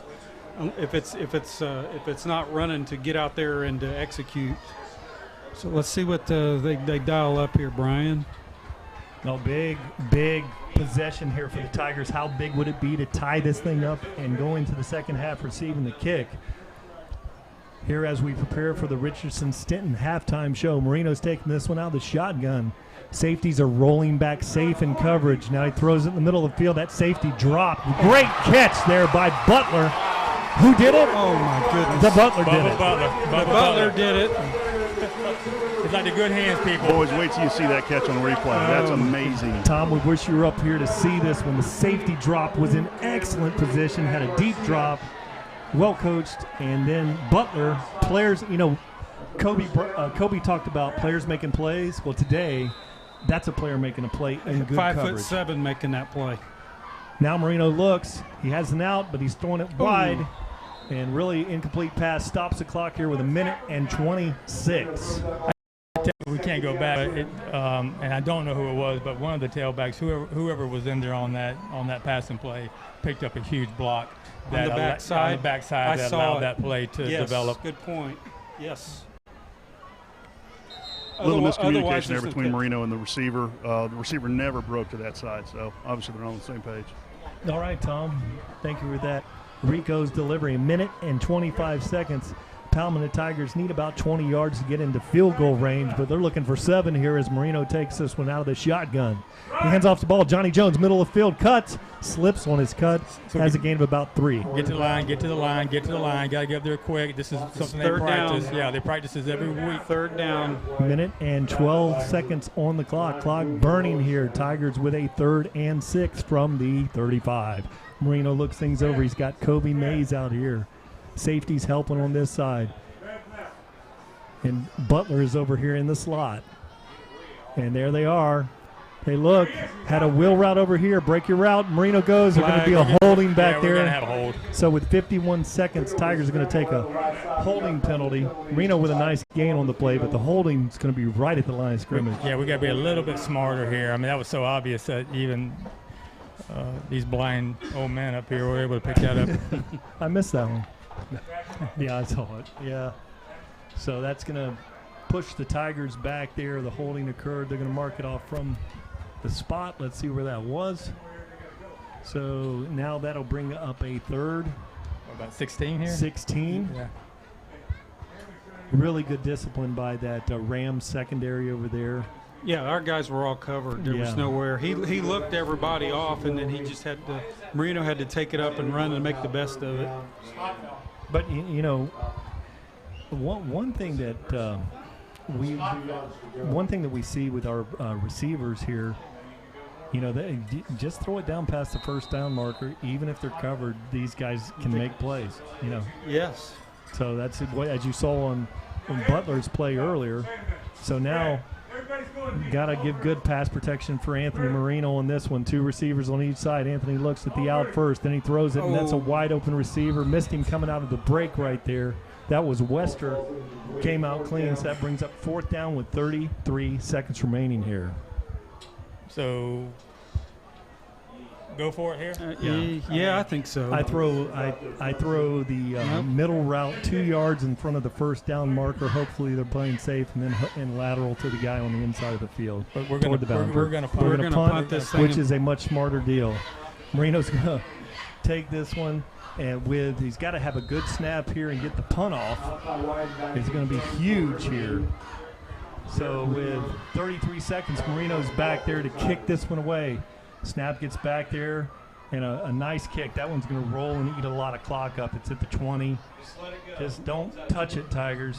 Don't touch it. There we go. Blown dead with 23 seconds on the clock. I look for River to come out and kneel this one out, but really, Tigers are in good shape on this one, only trailing by 7. Well, again, like we talked about clock management, we needed to get a score before half, and we got it because we're going to get the ball back with an opportunity to tie the game and go in here down 1 touchdown. Considering how the game started, we're in pretty good shape. Now, one thing, the Rams are not going to get too crazy here, but they do have 3 timeouts. So if they pick up one big play, if they decide to, they've got all their timeouts here, 23 seconds. I mean, if we don't do what we need to do here and cover these receivers. All right, now White awaits this one. Don't look for anything fancy here. He hands the ball off, big back, pops a tackle in the middle of the field, takes a big hit. They're trying to strip that ball again from Boyce, but that's going to be a 1st down. But there's only 15 seconds on the clock. So you expect Palmetto to employ the dime defense, not let anybody get you behind, get behind you. And I really look for Boyce Jr. to probably just take this one and run an inside play. They're probably not going to get too creative on this one. They're not going to get it off. And they're not going to get the play off. 6 seconds remain on the clock. 4, 3, 2, 1. And that's going to bring us to halftime. We're going to try to get our statistics in from our Atlanta studio with Steve Johnson. And once we get to our statistics, then we would like to kick it to the Richardson-Stenton halftime report show here. But let's see if Steve Johnson was able to pick this one up. See if I got him here. And No pressure, Steve. no pressure from Atlanta. He must have very slow. His internet connection slow. So nothing here from Coach Johnson. So let's take it to the Richardson-Stinton halftime. Percussion instructor, Timothy Rain. Field instructor.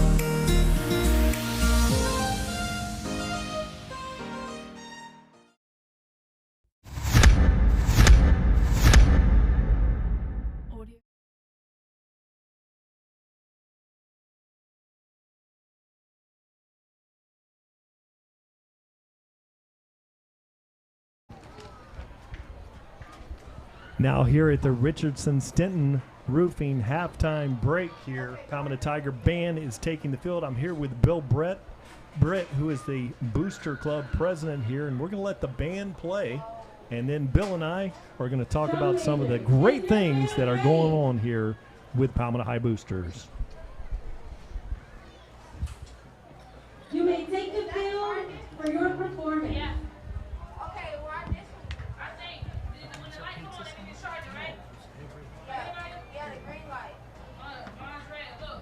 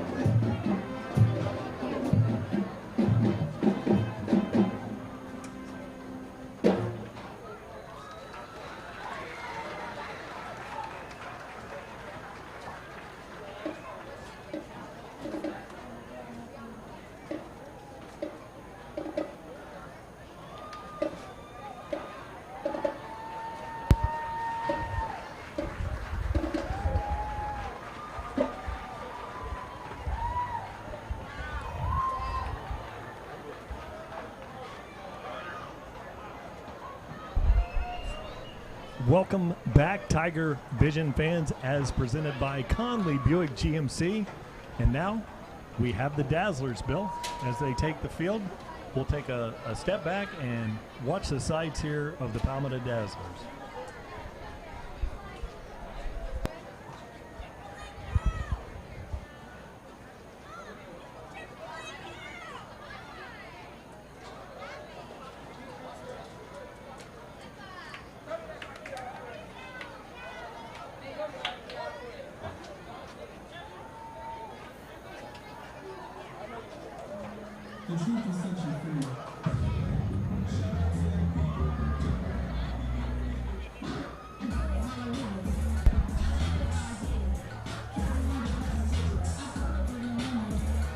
Now we're talking with Bill Britt, president of the Palmetto Tigers Booster Club.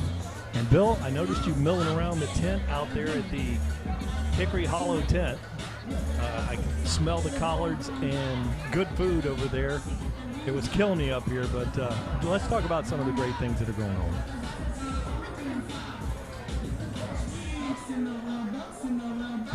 Is the Hickory Hollow hospitality tent.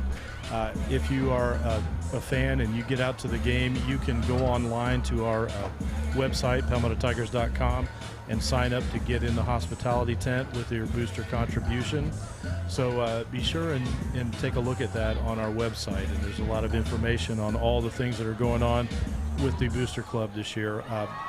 And it's very exciting. We've got a lot of growth this year. We're adding a lot of new things that are going to benefit the young people at Palmetto High School. Before I go into that a little bit more, though, I do have to give a shout out to TigerVision. You know, I found out the other day that, in case our fans don't know this, we're in 43 states and 23 countries around the world, and I just think that is amazing. Bill, are you talking about TigerVision presented by Conley Buick GMC?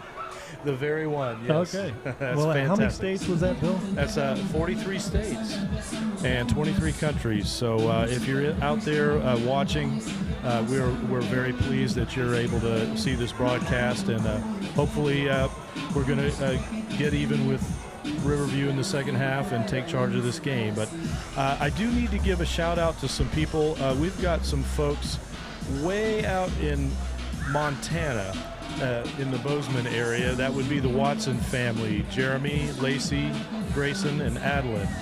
And in Marianna, Florida, we've got the Gullets, Devin, Alicia, Gavin, and Gage. And I just want to say thanks for being patient. We've been trying to give you guys a shout out for the last few games, but better late than never. And we hope you're enjoying the show.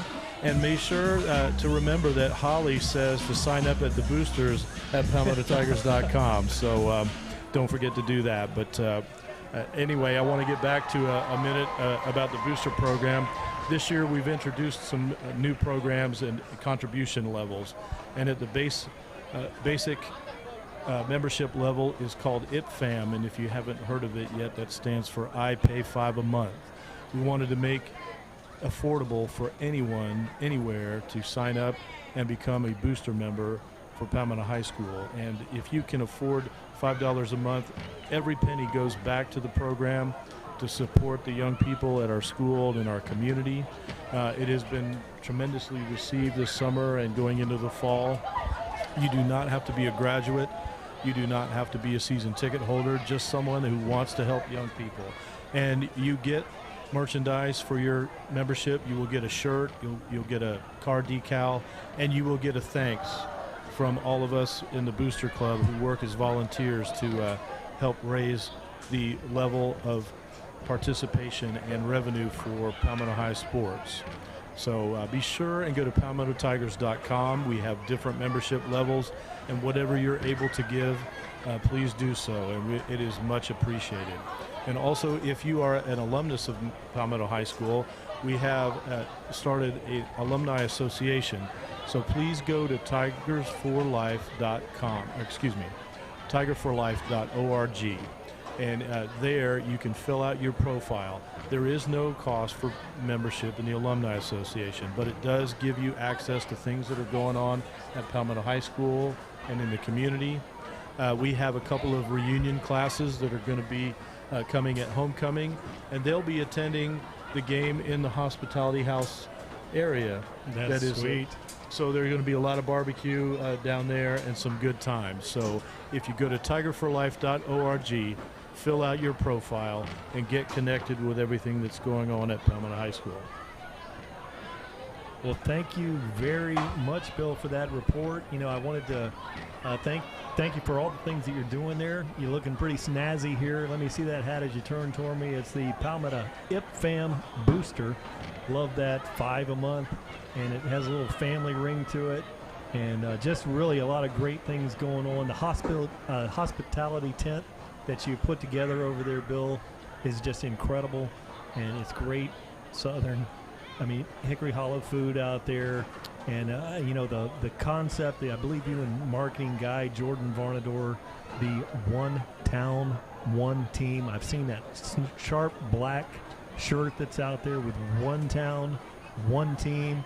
You know, when it's here north of the river, a lot of us old timers, you know, it's all Palmetto for us, right, Bill? Yeah, that's correct. People are loving that theme, and if you join at the IPFAM level, at the very least, you will get a shirt that proudly displays one town, one team, and that's a theme that everybody in the community has embraced in a big way, and so that is our slogan. And if you go onto our site, you can see we have a 5-year plan for elevating and upgrading the athletic programs and facilities here at Palmetto High School. So be sure and take a look at that. And if you have an interest in helping in any way, it is much appreciated, and you will be personally thanked for your efforts. So I just want to say thank you to all of you who have signed up, and anybody who is interested, let us know. You can call us, you can go online, and we will be glad to answer any questions that you have. So with that, I'm going to turn it back over to Brian and the guys, and everybody stay tuned for a great second half, and go Tigers. Let's see that offense come out and really give a super boost. And thanks again to Bill Britt and the Palmetto Booster Club. So Bill is winding out here. You bring the other fellas in. We're going to talk about some second quarter stats there, and you saw a shift there provided by Steve Johnson in our North Carolina, Georgia studio tonight. Second quarter stats: Riverview 10 rushes for 6 yards. They were 5 for 8 passing, 51 yards, 57 total yards. Palmetto with 8 rushes for 20 yards, 3 for 6 passing, so 65 yards, 85 total yards. But what you see here during the Richardson-Stenton halftime report is really a change in the momentum in the game. Second quarter there, things were looking pretty bleak for the Tigers, but able to really turn things around. Really got a fumble recovery, got momentum back on our side, only trailing by 7 in this one. So I'm going to pause for just a second and reach out and see if I can grab Ken Burton and Rick Wells and see if I can pull them off the balcony here, bring them back into the box, and we'll wrap the halftime Richardson-Stenton Roofing halftime report up.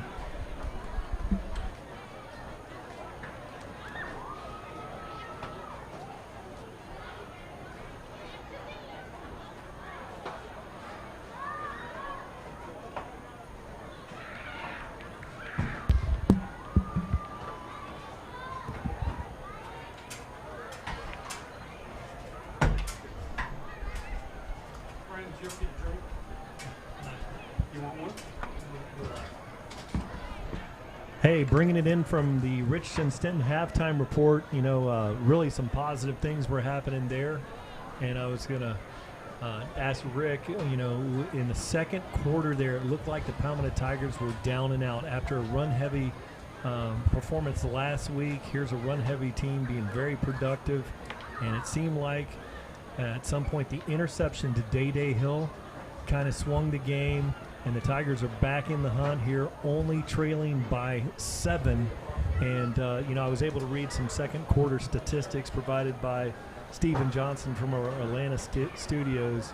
But, you know, it was one of those things like a boxing match where, you know, it's a 10-round deal. And we were just about down for the count early in the second round. But the Tigers have bounced off the mat and are right back in this thing. Rick? Well, we knew this was going to be a battle, and Coach Marino and the coaching staff knew it as well. So I think that the defense just had to come out here, and they just had to work out the same kinks they had last week. And luckily, they started to do that toward the end of the first quarter into the second quarter. So they have given the offense the opportunities to put some more points on the board. I guess that's my biggest concern right now is not so much the defense, is that offensively we've been struggling with all the playmakers that we have to sustain drives and to kind of move the field position at least in our favor. So I don't know what Coach Moreno's got dialed up here, but we definitely need to come out here on this first drive, Kenny, if nothing else, pick up 3 out of something and just try to get that momentum flowing our way and keep it that way. Yeah, absolutely. We need to come back out here, as we were saying, how to finish the half with a score, get the ball and come back. And as far as I think the offense will be fine. As I said at the beginning of the game, what kind of defense was we going to see? Were we going to see a continuation of the Manatee game, which it was definitely heading that way, but then we reverted back to the defense that was opportunistic. I mean, these turnovers, the fumbles, the interceptions, and capitalizing on the short field and putting our special team set up to get the down with the 1 yard line and then the quick score. So defense needs to bend but not break. Offense needs to do their thing, and we can come out of this thing okay heading into the district next week. Yeah, we knew just about every game that we go into, we knew that we were going to be a little undersized on the defensive line. I mean, this is a huge O-line for Riverview, and that's when we really have to rely on our quickness to get off the block and to make the tackles. I think the player of the first half defensively is going to be William Rumpf. I mean, he was just dynamic. We also have to really put Day Hill in there as honorable mention, at least because that interception came at a crucial time. That would have been probably another touchdown for them if he doesn't come up with that play. He had another key play there late in the half. Knocked the ball. So great. Yeah, no, he's a good honorable mention. We missed him last week, but he's definitely made it. Showing tonight. And what can you say offensively with Hey, guys, let me jump in real quick here with Coach Marino. We're getting ready to start. Coach, obviously, first half, we're right in the mix here. Started off a little slow defensively, but all of a sudden the guys came on. What was the difference in the first couple drives versus the rest of the first half? I think, after last week, they were a little bit shell-shocked. Again, it's a young defense, and they're going to grow every series and every week, and they grew up a lot tonight so far. Now, like I said, now can they go out and finish? Offensively, we got to step up. We got to get in this play. That's unacceptable. We stumbled and fumbled and bumbled around, turnovers, just wrong mental breakdowns. We got to do a better job offensively and give them something to fight for. It still feels like offensively we're right there. We're just one play away. I mean, there's holes are open. The guys are slipping a little bit, maybe just pulling up on a pass a little bit, but it feels like we're right on the cusp of being pretty productive on offense tonight. Well, we're a veteran offense. We ain't got time for that. We've got to come out and hit on all cylinders every series. Thanks, Coach. Good luck in the second half. Guys, you heard it from the coach. Hey, there's no time for that. You expect perfection, and we're getting there, but not good enough yet. See what happens in the second half. Another excellent delivery by our Rico's Pizzeria and Pasta House located in Palmetto now. Reporter Tom Porter. And now we're getting set for the DeVito's Auto kick return here. So get a kick out of great service with DeVito Auto. And now number 32, Dorian Hall, is going to kick this away. Now back there deep, the windows are getting pretty steamy here. I believe it's Jonte Wester is back deep. Yes. I think it's Corey Brown, then we got Jonte in front of him. I expect him to do a sky kick, and they're kind of lined up for it. It's a short pooch kick again, and they're offsides. They're gonna have to kick that one from 5 yards back. Yeah, so once again, we go right back to their game plan, which was our game plan last week against Manatee. Keep it out of the hands of those playmakers. I mean, they'll give up those yards to ensure that they're not going to have a kickoff return. But we've got to take advantage of that yardage, because let me tell you something, Manatee took advantage of some of those short kickoffs that we gave them. Now this brings up a very challenging situation. He's kicking off from the 35, right there where the college guys kick it. And the Pooch kick, if he kicks one 15 yards here, the Palmetto Tigers are going to start out very near midfield. They'll start out on the 45-yard line. If they go with the same strategy, it'll be interesting to see how Dorian Hall approaches this one. He's never going to kick it far anyway because he's basically lining up. Well, he just made me look like a fool. He's backed up. He's been kicking it like a two-step field goal. Now he's lined up. He's probably going to hit a squib kick here. He hit nice kick. Hall kicks that one down to the 8-yard line, fielded by Butler, and he looks for a crease. Oh, what a cut. And it looks all the way down to the 34, but you can see. That's why you kick the Pooch kick right there. He's dangerous. Well, you can tell that these tailbacks are still having a hard time with footing out here on this field because, Bubba needs to be able to plant and cut, and he just can't. His plant foot's slipping every time, and, he's so dynamic on a dry field, and it's hurting him right now. So 11 minutes and 53 here at the beginning of the third quarter, coming out of the Richardson-Stenton Roofing halftime show. Marino scans the field, 2 receivers on each side. Riverview in a cover 2 runs to a single high safety and goes for about a yard gain on the play. Good shift there by the defense. Yeah, showed one thing and did something else. Yeah, but we got to continue to force our will against this. This is not a big defensive front. And we oversize, and we should be able to overpower them. So it is now 2nd and 9 for Marino. 11:25 here. Single back in the backfield with him is Johnny Jones. And now he's got it. Kobe He's holding on held, to it. and he catches it anyway at the 34-yard line. The flag comes in so late. Well, that's a serious hold. Hopefully that's what it is because he was holding him like 10 yards. See if we can pick this up on the replay. What a great Let me tell you catch. something. That's a crime in 46 states. I'm telling you that right now. There's a statute that covers And you that. would know that. I know that. You would know that. Not all states, but 46. He literally held him from about the 48 to about the 35. It was pretty clear. That was so obvious. And then a great play by Kobe Mays. And so that's your Spartan Air Services air connection there. So Kobe Mays, talked about making plays last week, but tonight, making plays. There's a lot of discussion on a holding. Well, what this does, though, it stretches the field now. That'll open up the running lanes here. Now they're going to make the call. So it's a pass interference, and we decline, obviously. We'll take the play. Because it would be high school, 15 yards. Okay. Yeah. So we take the play, no brainer. So Tigers are driving here, looking to knot this one up or get close, and Tigers are trailing 21-14. Marino's got it in the shotgun now. Jonte Wester's going to leave the two receiver roll on the right side. We've got Trips on the left, and Wester is in the middle of that 3 receiver formation out there to the left. Kobe Mays in single here with 1 single high safety in the backfield. You might look for a post corner on this one with that one safety back there. So Marino takes it, hands the ball off Johnny Jones, and he goes for about a 1-yard gain. But I expect that could get interesting later on. 2nd and 10 with 11 minutes here in the second.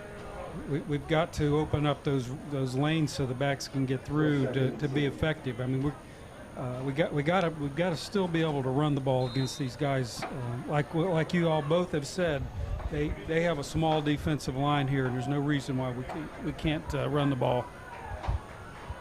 Marino has 3 out there to the left. Kobe in single coverage over there, and Marino rolls, and he's got a first down. If he gets clears, and he does, all the way to the 16-yard line. Anthony Marino, great job by the offensive line, no holding there. Yeah, that's why you have an athletic quarterback, because he's able to get out of that. That should have been a sack, and Anthony does a great job of breaking that hold and getting out there. What I was hoping for the replay was the running back that made a great block that opened up the running lane for him to allow it. Otherwise, he might have been sacked. Johnny Jones with a great block, and then the offensive line not to hold on that as the quarterback was scrambling. 10 minutes, 29 seconds. Palmetto Tigers in the Superior Asphalt red zone. There's Johnny Jones, jump coat, looking for the outside. and he gets tackled at the 4-yard line.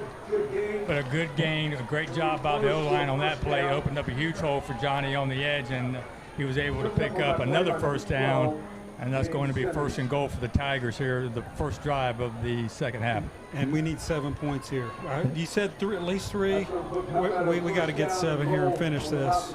Hal Bloom was injured momentarily on the play. A very fine safety over there for the Rams.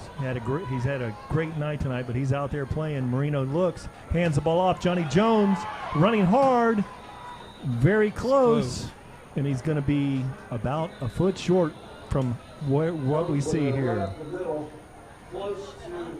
So now, got a 10 minutes and 4 seconds. It looked like they almost called an official's timeout. Well, I think they did. I think so. I don't know. He's holding the side of his head. We got an equipment violation, or do we have a? Okay. Yeah, he's coming off. So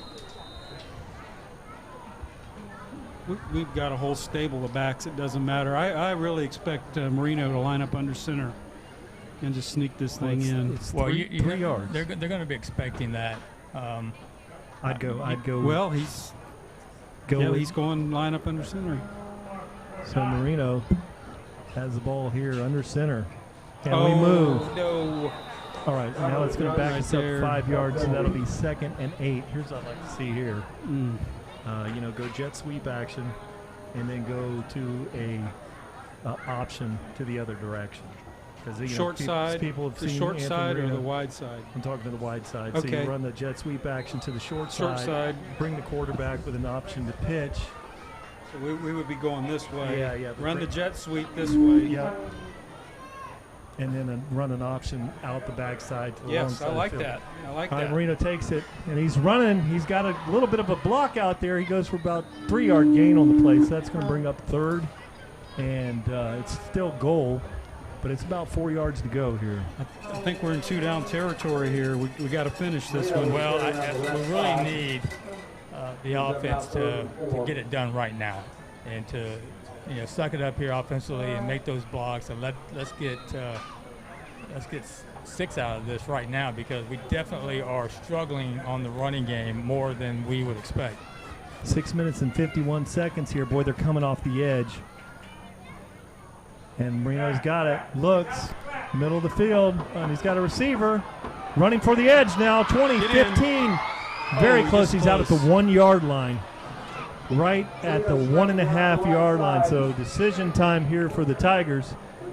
8 minutes and 38 seconds remaining. This is where we were at Manatee at the first drive. Yeah, that was a great job by Anthony to get anything out of that. Unfortunately, he couldn't see Kobe Mays wide open on the left side because he was looking right and trying to roll right. But let's see what this offense can do here. But he did outrun that. There's a linebacker that was closing hard, and he outran him. There's a quarterback sneak. And They got their hands out. We got it. Ooh, that's a tough one for Anthony Marino, the big one. Tigers now trail 21-20, and the all-important extra point is coming up here, Ken. Well, I'm just happy that we're kicking an extra point, and this was critical. We're in this ball game. We have the momentum, and let's put this point through, and we'll see what happens. Tell you guys, half of that touchdown needs to go to number 7. He grabbed Marino and ran him right into the end zone. Yeah, good job, Tom. I saw that, and I'm not sure. You can do that now. Yeah, you can do that. Yeah. And Johnny, he made it happen. So an assist there. Great delivery from Tom Porter, our Rico Sideline reporter. There's the snap, kicks up, and it is good. Yes. So the Palmetto Tigers have knotted this one up, 21-21, 8 minutes, 33 seconds remaining. Great drive for those Palmetto Tigers. So 3.5 minutes, they marched the ball down the field. So they finished the half with a touchdown, get the ball, and do just like we had talked about. We are right back in this game. Defense has had a chance to rest. Now we can see what they're going to do for us. So we just got to continue to stop the run here, right? The Rams have been very effective until we really figured it out there in the second half. So I would imagine that they will come back out here and try to pound that rock and kind of stick with what they know. And we just got to be ready for it and put the big boys up front. it was a totally different defense from the first quarter to second quarter. Yes. I mean, totally different. Yes. They looked like the defense during that Southeastern The football game. opportunistic with the turnovers and the gang tackling. So now it's going to be, I believe it's Rafael Gonzalez this time. It is approaching this one. And he hits a very high kick, spinning very fast. It's fielded there at the 15-yard line, up at the 20, and he's tackled there at the 31-yard line. I think that was Wells on the tackle. No, I don't think he got in there. It's going to be somebody else. I'm not really sure, but oh no, that was number 28. 28. All right, so that's a good call there. That's Braden Nickel, a long snapper, defensive. He's a linebacker. But good play and coverage by Braden Nickel on the play. Thanks, Tom Porter. Got a player down, also grabbing his left knee. Doesn't look good. Okay, see if you can get a number on that. Like number 8. Number 8, and that's going to be Amari Pitts, and he's the very fine-looking cornerback wide receiver. And so it's tough from Amari. Doesn't look good. Yeah, very unfortunate because we've talked about this field, and you really have a hard time keeping your footing, and if you slip at any point during that play, you just you risk that injury. He's able to kind of get off on his own power, and hopefully he's going to be okay. Because that's a great player right there, Yes, great linebacker. yes, he was. I was watching some game film on him, and what I liked about him, which is going to hurt them, is he's a very good open. I saw several open field tackles on running backs, and if he can't go back in, they're going to miss him big time. Great player. You know, talking about the field, I walked the field at halftime, and it's solid. I mean, there's no give in it. It's not overly wet, but there are chunks of grass that are torn out. So I'm not really sure what's going on with that. The field seems pretty hard, pretty solid. We've seen several players fall, and obviously that probably contributed to that knee injury right there. All right, and Tom picked up his knee. I thought it might have been an ankle. We can't really speculate, but now the Rams have it in good field position here. Ball is at the 47-yard line. Boyce Jr.'s in the backfield back there with White. They hand it off and faked it. Now they throw across the body. There's the route. Oh, get the ball. The ball was tipped up in the air for a while, but we're going to have a holding. Okay, I thought we tackled him on the 32. Did I miss something? They walked off like 15 yards. They walked off what holding. the penalty was, but they walked off 15 yards previously to that play. So we had a penalty that we missed. I didn't even see a flag. I didn't see a flag. So they're coming out throwing. I would have thought they would go back to their bread and butter. Not have done that. Come out of there and picked up a holding penalty. You know, went back to that crossing route that we saw last week. Palmetto Tigers doing a better job. It looks like they've tightened that up and have figured out how to defend that. They get a holding in the backside. Now there's this chain situation with the running team. Yeah, they're shooting themselves in the foot. It's wonderful. Yeah, I mean, 2 and 25. There's not many plays for a running team to call. So they're going to have to throw, which is what we want them to do. And generally, what you look there is the big receiver out here. You got a number 1 receiver, number 1, and you're throwing jump balls out there. That's essentially their best option. And eventually, you get one of those picked off. So it's first and a long, nearly 30 yards. And there's Boyce, big hit, and that had to be. It wasn't Rumpf. Let's see if we can see it on the replay. It had to be Dozier, the size. That was Dozier. 52. Yeah, that's Floyd Dozier Jr. And what did you see down there, Tom? Number 50. He filled that gap, and there was nowhere for the running back to go. Just threw him down quick. I mean, he didn't mess around with him that play. Thanks, Tom. Now we're back down to White on the field. 2 receivers out here left, and he's rolling to his left. There's looking for that same route again, throws it across his body. Oh, great play there by number 5, tipping the ball. There is Reese Lyons. There's the drop. You know, guys, at the half I talked to Coach Cucci about the defense, and I said, hey, what happened midway through that first half? All of a sudden the defense started shutting down the offense. Did you do a schematic change, or what was the deal? He said, nope, I just got on their butts. He said, I just tried to yell at them, wake them up, and they responded. So no change. It's our base defense, and we're just figuring it out as we go. And that was the perfect drop on that situation. Yes. He just got a fingernail on the ball, deflecting that one away. Now it brings up third. Big play.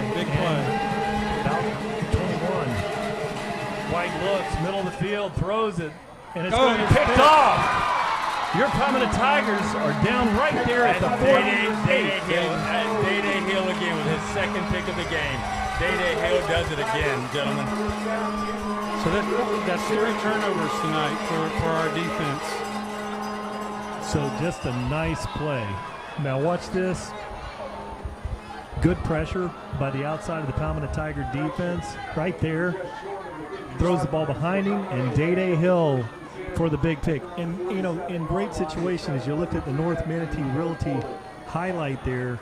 No way that play goes for a first down. Day Hill and Marino bracket coverage back there. Great play by that secondary. That's exciting stuff. If that was me, I'd quit throwing to Day side. I just take him out of the game. I wouldn't throw the ball on first down with that offensive lineman right there. Now they throw a little swing pass up. Oh my gosh. It's Butler. Oh my word. Ouch. That's dangerous. That field's already wet, and he's out there trying to break ankles, buddy. I mean, there we go. Watch this right here. Right there. This poor guy right here. I think I just lost my ACL watching that one. My name is Bubba Butler. Glad to meet you. Yes.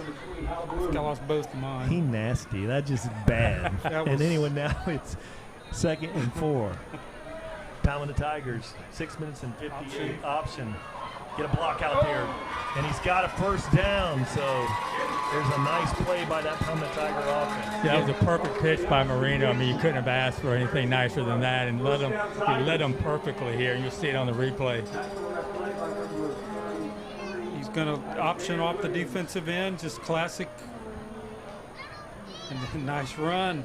And was Zaquani Hughes out there? Who made the block out there? And Alejandro Mont's out there doing his thing. You know, we've seen Alejandro make a lot of great plays. Alejandro in the game makes a big play out there. Now Marino's got it. 1st and 10. Palmetto Tigers driving. 6:44 on the clock. And there is Butler once again. There's going to be a holding call. Doggone it. So that's going to back us up. It's going to come down into this game. Who can handle comeback from the penalties that they're making? Because both teams are shooting themselves in the foot on their drives. So you get in these 2nd and longs, and for a running team like you've shared, Brian, it's very difficult to come back. You're limited with your play calls. Now Butler has checked out, he tapped it on the head there, so he's got another replacement in there. We'll sort this out as they break the huddle. Palmetto has another extremely long 2nd and 20 here. Hold occurred right at the line of scrimmage. I think it's going to be 1st and 20, actually. I mean 1st and 20, yeah.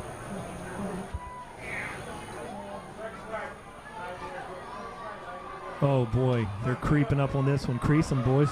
And so he goes for about a 2-yard gain on the play. And so that was Johnny Wester slipped into the backfield. Or no, that's Corian Brown. Corian Brown, yes. And short gain on the play. So 2nd and 17. Yeah, they kind of knew what that was coming, so they loaded the box up, and not much running room. Really good game being played by Sincere Littles. He's a sophomore defensive lineman, but he's having a really good game tonight for the Rams. Palmetto now in a 2nd and about 20. That boy's only in 10th grade. He's huge. Isn't that something? Yeah, big boy. He's played the whole game.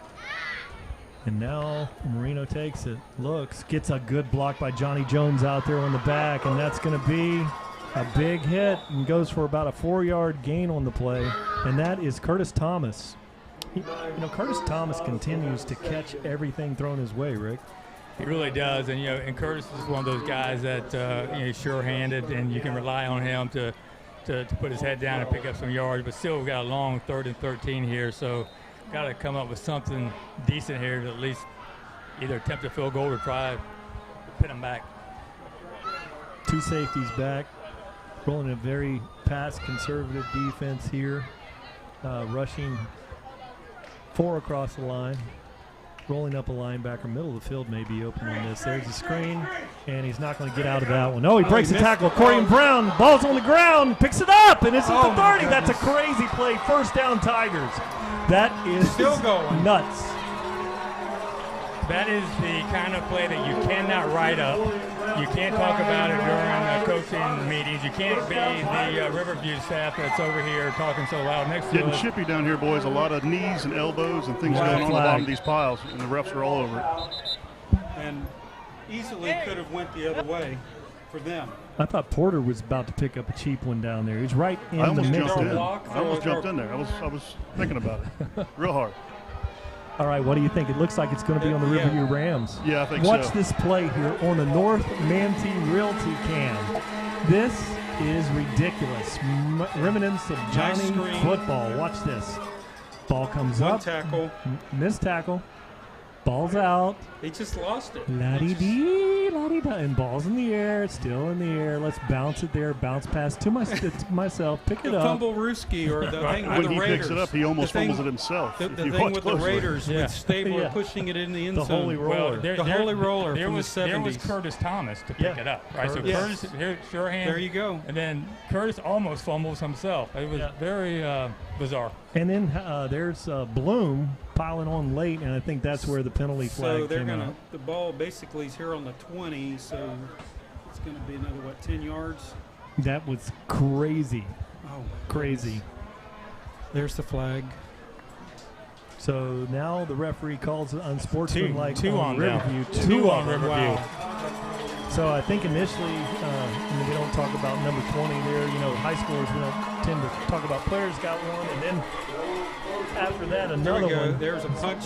He saw a punch right there in front of two refs. As the flag are waving the Tigers into the Superior Asphalt red zone, knocking on the door. 4 minutes, 44 seconds remaining here in the third.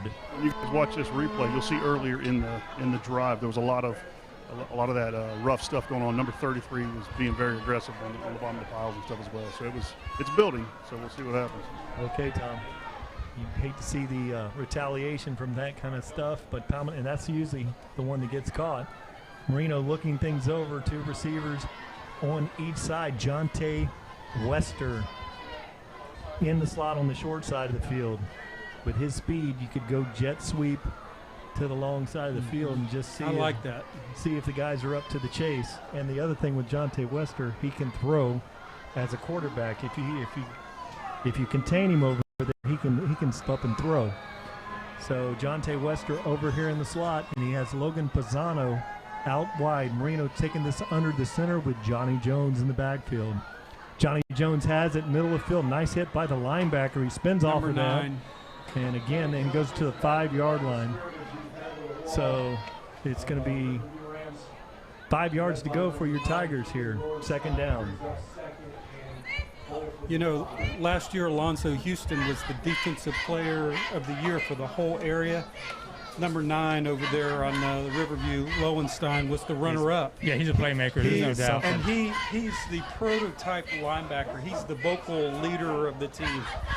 I watched the interview with him, and he's a linebacker. I watched that. Isn't That it fun? It was something. fun to watch. Great kid. He said he was a dog, I think is what his quote was. Yes, he did. Oh, look at that Middle, route. middle. Oh, he had the slant. Look at Marino scrambling.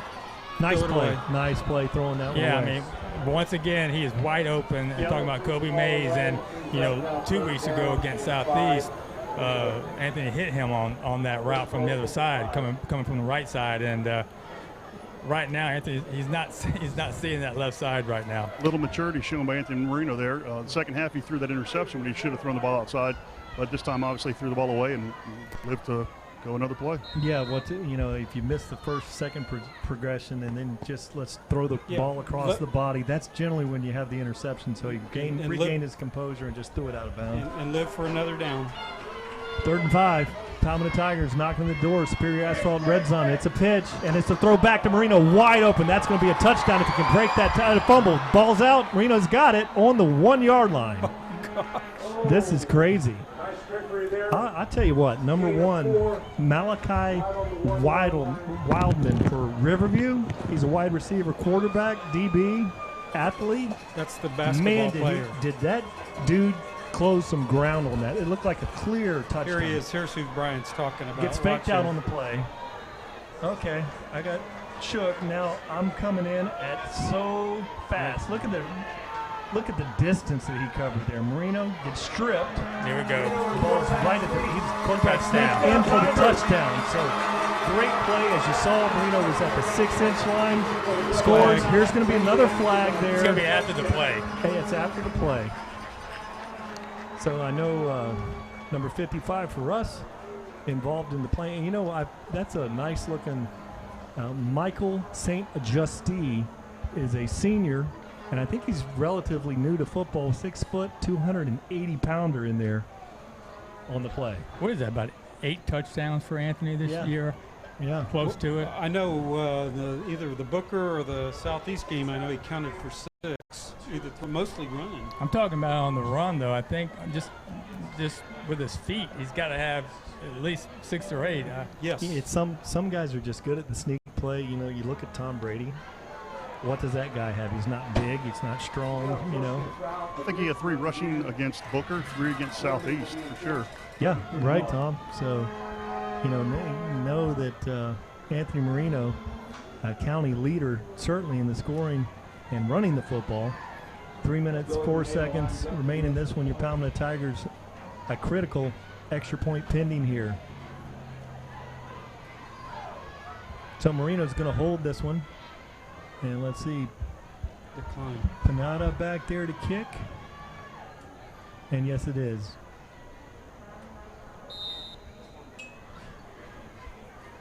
No, it's Rafael Gonzalez back there to kick this one. The kick is up, and it is good. So your Palmetto Tigers now lead this one 28-21. Great drive. Yeah, Rafael's coming back from an ankle injury from the spring, and you can tell the difference between these two kickers. Rafael is very methodical. He's a lot slower with his delivery, Kenny, and you can see him, really working on not pushing that ball.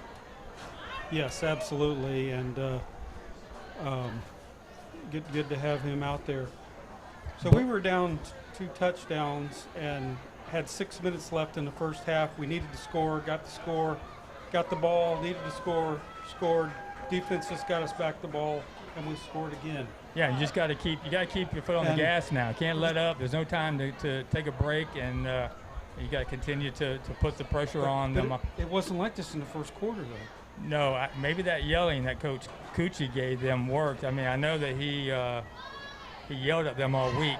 Maybe that wasn't enough. They needed another quarter of it. I don't know. But you guys know my favorite part about a rushing touchdown is offensive line coach Cucci running out and the lineman doing the little jump bump that all the kids like to do. Tom, they do that every practice, every time they score against our defense, and it drives me crazy. I know because I'm a defensive guy. But I think I saw one of the linemen get 2 inches worth of vert, which was pretty impressive. Get that credit card under there. 300-pounders trying to look athletic out there. You can put a credit card underneath those cleats. Yes. Not one of my wife's credit cards is slipped right under there, but one of mine's raised too high. Okay, from the the numbers penalty, are still fresh. they're going to be kicking off from the. Yeah, and just so you know, the game plan here right now is Rafael. They still want to kind of ease him back. That Panita's going to continue to do the kickoffs, and I think you'll see Rafael doing the field goals and the extra points. He just needs to. We'll get a kick out of good service. Rafael, the nice kick, and that one's going to be out of the end zone. And I do want to apologize to my wife. It was just a joke. I jumped in there. Diane, my #1 TigerVision fan, as presented by Conley Buick GMC. And my wife's standing next to me, so I made no jokes about her. Yeah, you got to be careful out there. Oh, boy. Suddenly, did it just get really hot up here? It did. Yeah, it is. It's humid. 28, Look at that ball. 21. It's all wet. Tigers. I mean, obviously, everyone's having a hard time holding on to the ball. You don't even have to get hit. Look back at the last series. It's just. That was a tremendous camera shot. That had to be Andrew Osborne's dad, Kevin Osborne, on that shot. Kevin, kudos. That was sweet. Now White takes this one, and he's got Boyce back there, first down. And he takes a hit there and goes for about 10 yards. And there's a flag coming in late. They're going to say that's going to be a targeting. Yeah, and that was Mike Goff coming in there. We know he's a torpedo, and he probably lowered that helmet down. Right there. Right there. Yeah, but if you miss him and hit him with your shoulder, so that's. Well, that's the bad thing here.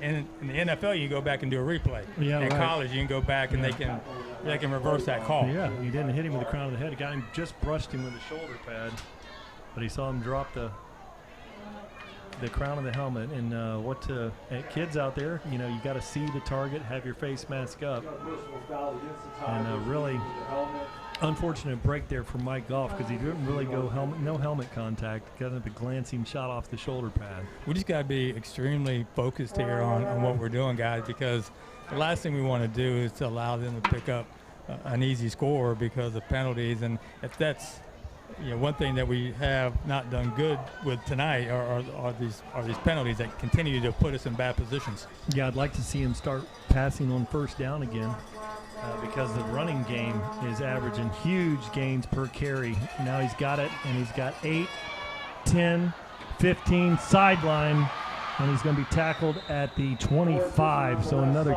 huge gain. And so now the Rams are coming right back into this one just out of the red zone. They're going back to their bread and butter, what they were successful for earlier in the game. And notice the running back, we didn't get the replay, but he's holding on to that ball with his dear life there, not the fumble. All right, Sean White in the backfield.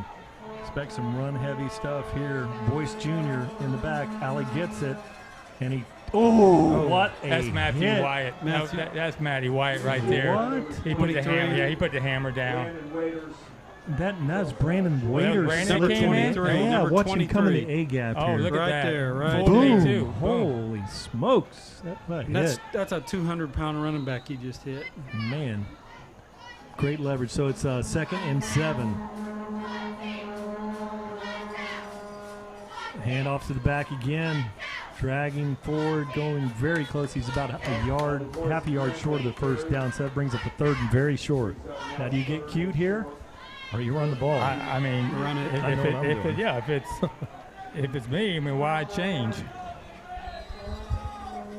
Ollie Boyce Jr. in the backfield. We draw off sides, and that's Or get us to jump. Yeah. I mean, that's just simple football 101 there. Yes. All right, so now the Rams have this one, and that's the first down. That's a big one on the offsides penalty, and they've got the ball down at about the 11-yard line, so they potentially can still pick up one more first down. White taking this one out of the shotgun. Oh, high snap, and still gets a positive play out of it, goes for about a 2.5, 3-yard gain. That one would have went for 5, 6 yards with a good snap. Man, I thought he got more than that.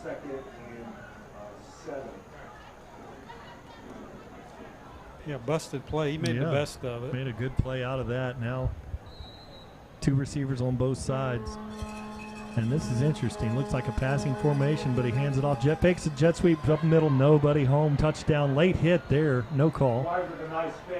But easy run. So now the Rams are trailing this one by 1, pinning the extra point. Well, I mean, we knew they're not going to lay down just because we went ahead, 1 score. And this is a extremely well-coached football team, and they went back to exactly what we figured they would have done in the beginning of the second half, just run the ball because we're not stopping them. No, we haven't in the entire game, really. The only thing, them coming out and throwing passes and interceptions, that had never come off the first down rushing plays.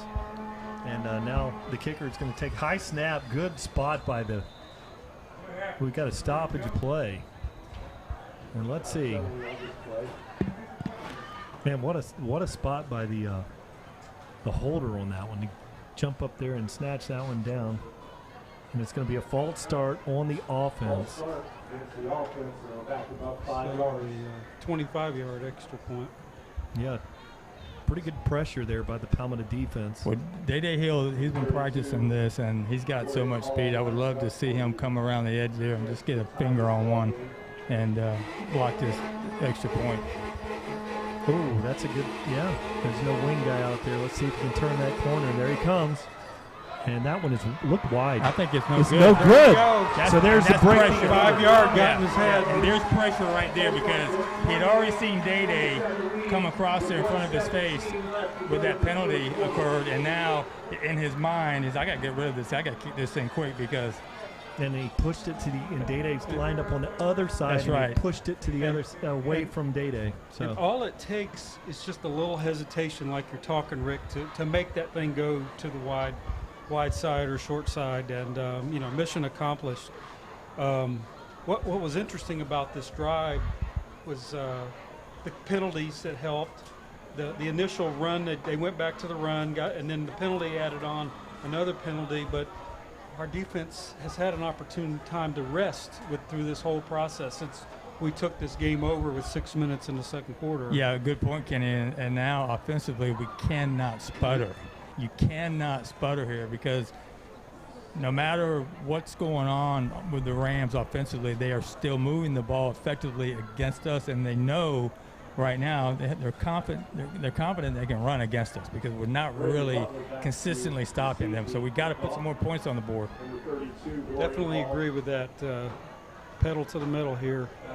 get a kick out of good service and a kick out of good coverage and good fielding. That's be interesting here. The upbacks are looking for a pooch kick. Wells looking at this one. He's caught one already tonight. This one's another short one, middle of field. Fair catch called and taken. Good play. And that's going to be Palmetto Tigers 1st and 10 from the, now that is showing a lot of respect for our returners. If you're going to get the ball only to the 39 or 40 yard. Well, I agree. I agree with that, Brian, but I do believe they have so much confidence in this defense, and justifiably so. This is a very dynamic, athletic defense, and we saw them last year when they were a year younger. I mean, they really put – you guys were not there. We had gotten messed up, but they're going to put some stick on you now.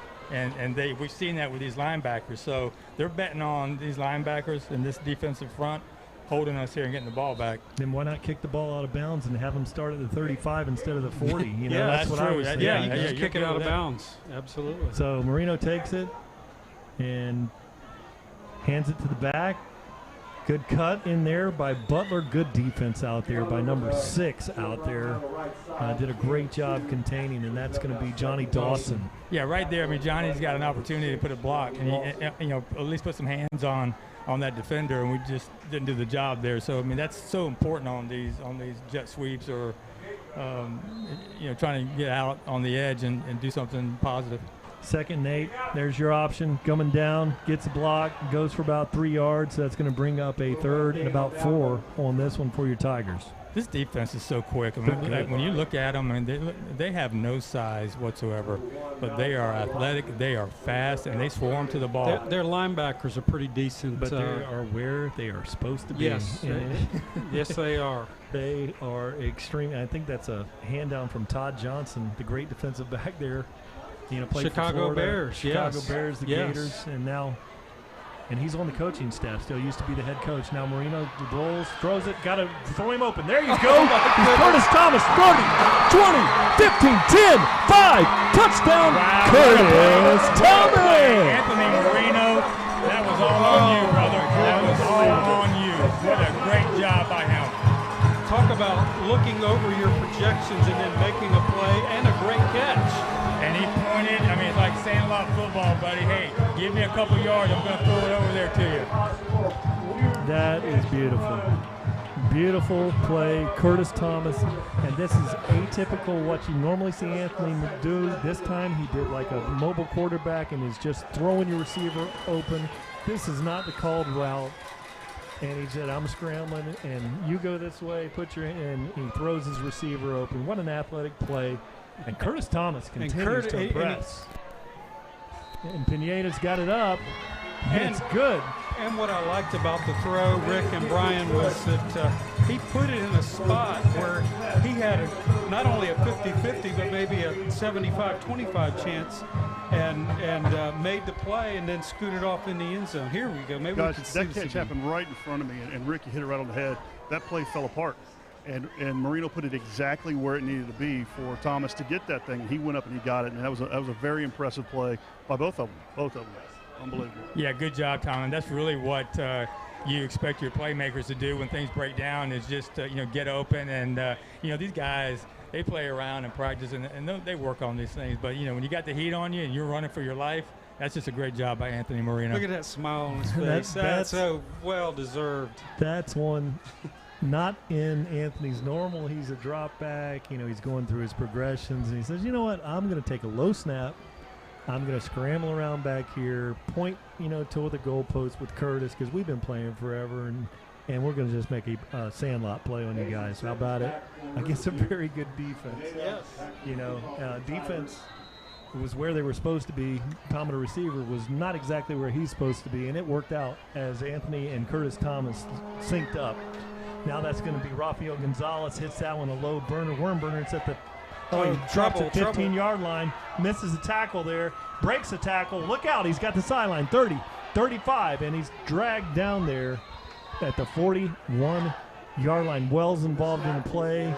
I think Day Hill maybe as well. Wells and Day Hill. And that's really their responsibility is that they break containment if the ball carrier gets out around the edge. So good job, Rodney Stevenson, making that happen. They crushed that guy. That was a very impressive, hard hit on the sideline. He's such a small guy, but, man, he's got a lot of power in that body. Thanks much for that delivery. Rico's Pizzeria and Pasta House located on 8th Avenue in Palmetto for a great delivery. Be sure to call our friends at Rico's Pizzeria. Guys, an exciting game here. You know, the Palmetto Tigers were trailing in this one 21-7 early on and looking down in the second quarter, but certainly not out of coming out of this. Now leading 35-27 at the beginning of the fourth quarter. What an exciting change of events here for these Palmetto Tigers. Yeah, it really comes down again to what Coach Marino talked about at the beginning of the second half is, you know, you got to play an entire game here. There's 48 minutes here, and you've got to finish. So they have to finish Riverview off, and they've got to do it the way that they know they can, and that's just playing hard-nosed defense right now. I'll tell you this, Riverview is going to put more points on the board. This time, good defense by the Palmetto interior line. Bembry up there to make a play. Bembry looks like he's a little bit hobbled tonight. I don't think he's out there going 100%. Yeah, he in the Manatee game, I think he got his knee rolled up on, and but he's back. Okay, 2nd and 10. White's got in the shotgun. Boyce back there with him. He's running an option. Palmetto Tigers played sound, disciplined defense, and that's Matty Wyatt shooting the gap, right? That's being disruptive. And they were able to throw that quarterback off, and I think he really wanted to pitch that ball. Watch, he's gonna run looking for the pitch. But now there is where Matty Wyatt excels. Speed. The quarterback did not expect that. Closing speed by Matty Wyatt. Now White looks at it, tries to draw the Tigers off there, looking for that drag route. Now he looks down the sideline, wide open receiver, overthrows him, personal foul. We've got a late hit on the quarterback, and that's just something that you cannot have. That's just giving them another series. It's going to be first down. They're going to get 15 yards tacked on that, and it's just not something that should happen. Came from the backside and had a clean swipe at him. Might have been Dozier coming back from the backside. Yes. It was definitely a big-size lineman. And I was really looking at the flight of the ball and wide open receiver. You know, that was a great play call. They ran what looked like the drag route that Palmetto had so much trouble with last week and turned it up the sideline. Nobody home. You know, wide open.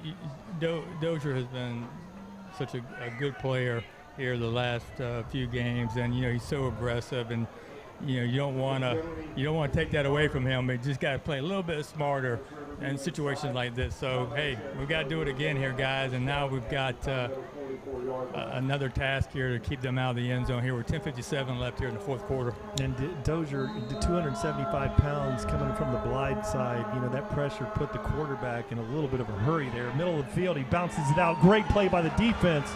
Goes for a 4-yard line. Reese Lyons. If we get the replay, we got to figure out where he lined up. He smacked him good too. That was awesome. Oh, right there. He was coming in from the outside as a linebacker and just buried him. 2nd 12. White takes it, looking pass. Boy, he's got. Don't hold him down there.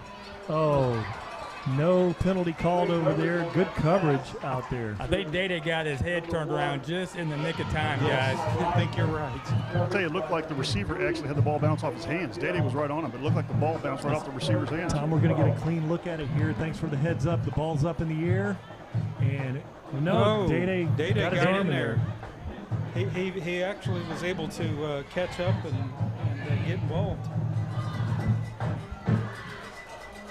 All right, Palmetto 3rd and 12. Here we defending go. This We got one. him This where is we a big want one. him.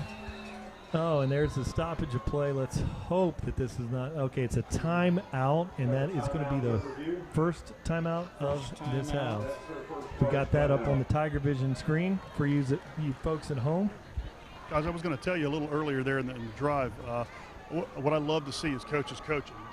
And Coach Robbie Stevenson, you know, the kicker tonight has been pretty good. The extra points and the field goal attempts have been pretty decent. We had the one bounce off the goalpost down there, but it's been pretty good kicking. So there's not a lot that you would think a coach would be working on. But after that last extra point, I could hear Coach Robbie Stevenson talking to the kicker saying, hey, you're getting further and further to the left. You got to close those hips. You're getting further and further left. So even with a successful try, he's right there coaching his young man up and getting him ready to go. Man, that's great. It's great to have. It's fun to have good coaching, and it makes a difference when you get in a tight ball game like we have here. So this is the big play so far here. Fourth quarter, Palmetto Tigers leading this one 35-27. 10 minutes and 19 seconds here. White's got this one in the backfield with Boyce Jr. with him. He's got two receivers on each side. Palmetto lining up in a cover 2. White looks, steps up, nothing there initially. Bembry's really laboring. Ooh, big hit, and he goes for about a 4-yard gain on the play, so that'll bring up a 4th and 4 from the 40. And that was Reese Lyons again. Reese Lyons, Oof. number 5, brings up 4 and about 6 yards to go. You're going to see Reese come right there. Oh, my word. And he didn't. He nicked him. He still got a good shot on him. Make that 4th down and 8 to go. So with 4th and 8, they're staying out there with the offense. Palmetto Tigers going to think this one over. You know, you cannot jump off sides here. I think that's what coach is going to go out and tell them. Don't jump. No timeout spent here. So you cannot line up off sides or jump. Big receivers on both sides of the formation. Always an option. We got to watch out for number Do 1. not jump off sides. They're trying to draw us off. They're not going to snap it. And they draw us off side. Can you believe that? That's impossible. It's my word. It's just a matter of discipline here, guys. Just watching the football and knowing what they're trying to do. The coaches already told you 100 times that they're going to draw you off sides. All you have to do is just stay put. And now they're in a manageable 4th down and 3. So whatever they were going to call before, they can change. They can try to pick this 1st down up. And that's just disappointing. Yeah, I think we're going to see number 22 now. All right. 5 minutes, 35 seconds. Riverview waits the shotgun snap. White hands it off, and he slips and is cut, and he's short. Palmetto Tiger football. He is definitely short of that 1st down. Yeah, well, we got lucky on that because he did slip because he had a hole about a mile wide there, so he would have picked up that 1st down. So luckily for us, they're having problems keeping their footing as well because we've been struggling with that all night. Yeah, he blew out a tire on the oil slick out there. But he did have a 1st down easy. I guarantee you in practice next week, Coach Cucci will do everything that he can to draw his defense offside, and every time that they jump, I guarantee they're going to run from here to Bradenton. That will not be pretty. All right, so 5 minutes and 28 seconds remain here. Palmetto in a dogfight here at Harley Stadium. Butler in motion. He fakes it, and Marino keeps it, and he's right at the line of scrimmage, and that's going to go for a 1-yard gain. The clock continues to run here. If we can get at least 3 out of this, guys, it would be it would be big hard. task It'd be for 2 scores. Riverview if we could just get at least 3 and just being smart here offensively and protecting the football and picking up a couple first downs here. But the big thing is let's keep the penalties in the pocket of the ref. Marino takes it, hands it off, and that looked like Sajel Hickson that might have been inserted into the game, but let's take another peek at that, but no gain on the play. Yeah, it was Sajel, and once again, I mean that D line is really holding their own up front and giving our offensive line just a heck of a time. They've been doing it all night, which is very surprising to me. Quite frankly, I thought we'd be able to open up some bigger holes and kind of push them back. I haven't seen them rotate defensive linemen in. They've been going the whole game. Highly conditioned. That young man just came out because he got absolutely leveled. Marino takes this one 3rd and 7. Looks, rolls across the field. There's your crossing route. Jonte Wester, and he's going to be a yard short there. So that brings up a 4th and 1. We do have a penalty, and the way it's got to be a holding from there. That's going to be a holding there. Be an interesting call here, Rick. Well, decline this. I'll decline because we're going to have to punt it. We can't take that risk. I wouldn't think. I mean, I'm not Coach Marino, but I guess they're going to push us back and try to get some field position out of it. Interesting. They think they're. So what is that? That's 3rd and 18, maybe? 3rd and 18. That's interesting because on this side of the field, one of those challenging plays, it would have been a 4th and 1 for the Tigers just on this side of the 50-yard line, and probably a punting situation. And I'm not sure who the hold was on from the offensive side, but that was number 75. So good call. Lee Matthews? Yes, sir. Yeah. Called on Lee Matthews down there, and that is Tom Porter, our Rico's sideline reporter. Butler in motion. He looks, he wheels out of it, throw it to come up to it. And he was unable to catch that one. And in pretty good coverage there. It would have only gone for a 10-yard completion. Now a very important snap and punt by Derek Marino. Converted wide receiver, now defensive back. But these punts are critical to the success of the Tigers in this game. Yeah, and what you have here turned out to be a very good call by the Rams to go ahead and accept that penalty and push us back. We don't convert. And now they're going to have pretty decent field position.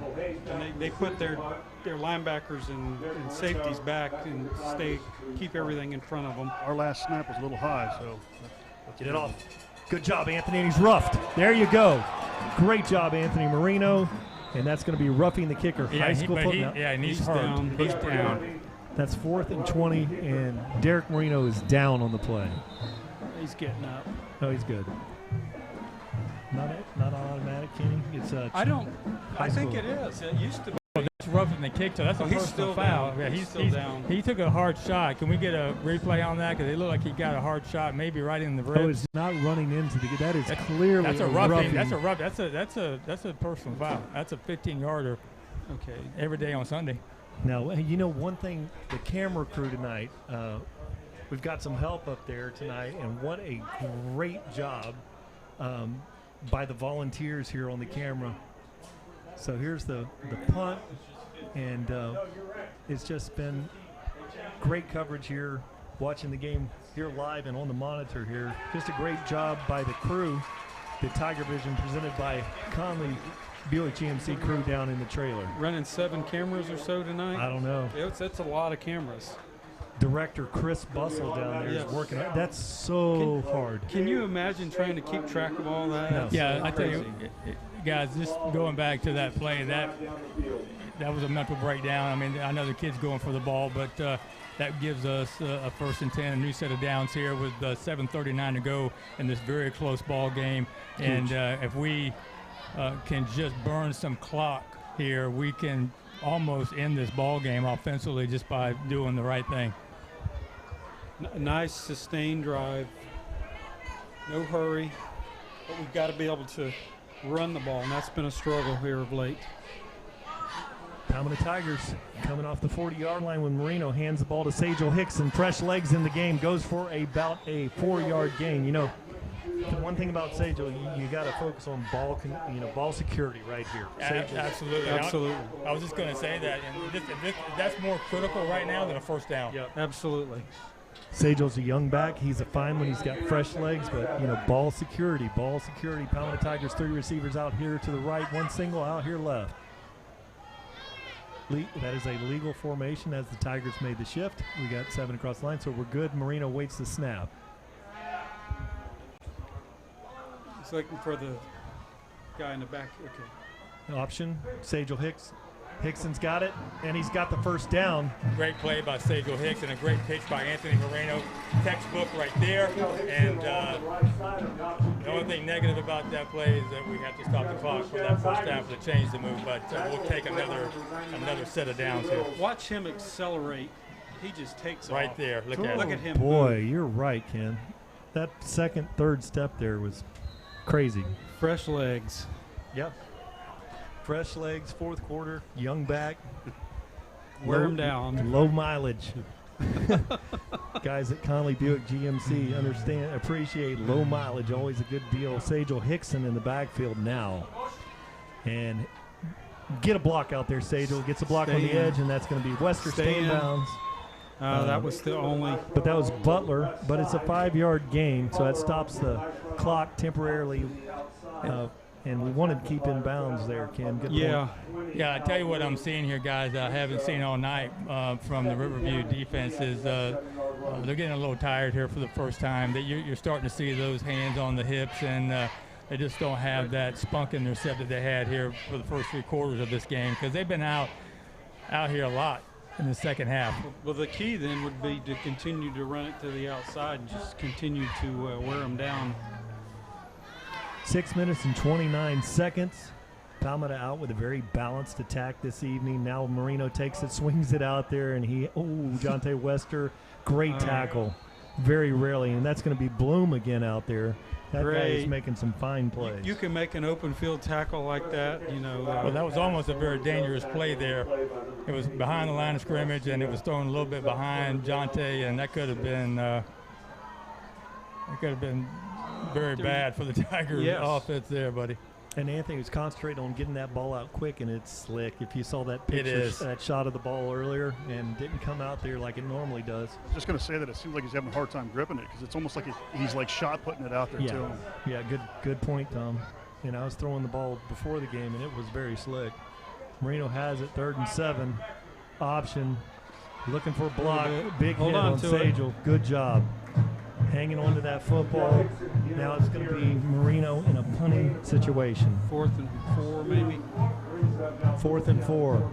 Yeah, I think you punt it this time and play field position. Yeah, may try to draw him offsides. No, you're just going to run out there and punt it. Yeah, I mean, this is the right call. We can't take any chances here because that would give them really good field position. If we can pin them back and make them have to drive this field it'll be under 5 minutes when they get the ball back.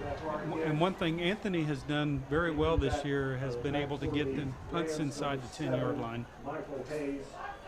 There's good job. Good kick. Nice English. And he look at the backup on that because it's down inside the 20, so it's down at the 16-yard line. And Marino looks like he's a little gimpy after taking that big hit on his last punt, but great kick there. Pins him inside the 20. 4 minutes and 51 seconds remaining. And what an exciting night for football at Harley. Yeah, this is, as I think one of y'all alluded earlier about what the coach said. It was going to take 48 minutes to complete this game, and it's held true. Yeah, and this is a critical series for the Tigers defense because I mean they're only one score down in a 2-point conversion from tying this game up. So we have really got to lay the hammer down here defensively and keep them out of the end zone. So we don't even want to get to that point where we're trying to defend against a 2-point conversion. I think it comes down to penalties too. Those have been. They've hurt a lot of drives on both teams tonight, and penalties tonight have been an equal opportunity offender. I mean, they have hurt both teams yes, very badly. But this is the time where on a 3rd and long we do not need a late hit. Absolutely. So just a smart, clean football here. Now, really you know, the Rams having to step outside the box. They do have two great receivers out here, great size, but they hand off to Boyce, middle of the field, and he breaks the tackle, looks out, big hit, and looks like he got the first down on the play. Usually when he starts off with a nice run like that, we're going to see more of that. And, you know, I don't have his stats, but he's got 130, 140, you think? Oh, yeah, he's got a ton of yards tonight. Yep. Boyce has got it again, and he's got it in middle of the field, and he is tackled there. And again, you see the speed by Day-Day Hill. You know, one thing, last week there was a 95-yard run. We didn't have Day-Day Hill to track him down, but tonight, Day-Day Hill, that one could have been the home run right there, but Day-Day Hill showed its speed. This is their 2-minute offense. Whew, it's tough. 4 minutes and 34 seconds. And they're moving the back in motion, quarterback keep. Good play there. Nice, great open play. field. Trying to Reese Lyons. Reese Lyons once again able to keep him from getting around the edge. That was a big play, guys, because that brings up 2nd and 10 now with 4:14 to go in the fourth quarter here, and it's going to take our playmakers stepping up here and getting it done. And the big tight end, Michael Ferraccio back there, a 10th grader. He looks like he's a pro tight end, the size he has. There's a big hit, trying to get the ball out of there. Need to make the tackle, first down. This is too easy up this A-gap, man. They're just coming right up there, right up the gut. We're just not able to get a body on him until he's 5 yards across the line of scrimmage. And this is the time when you got to suck it up. All the conditioning, everything that you've gone through all summer, you've got to use it now. Two receivers on the right, one single out there left. Boyd run heavy with Boyce again. He's got it. Takes a hit, spins off of it, goes for about a 5-yard gain. Clock continues to wind here. So that's going to be a 2nd and 5.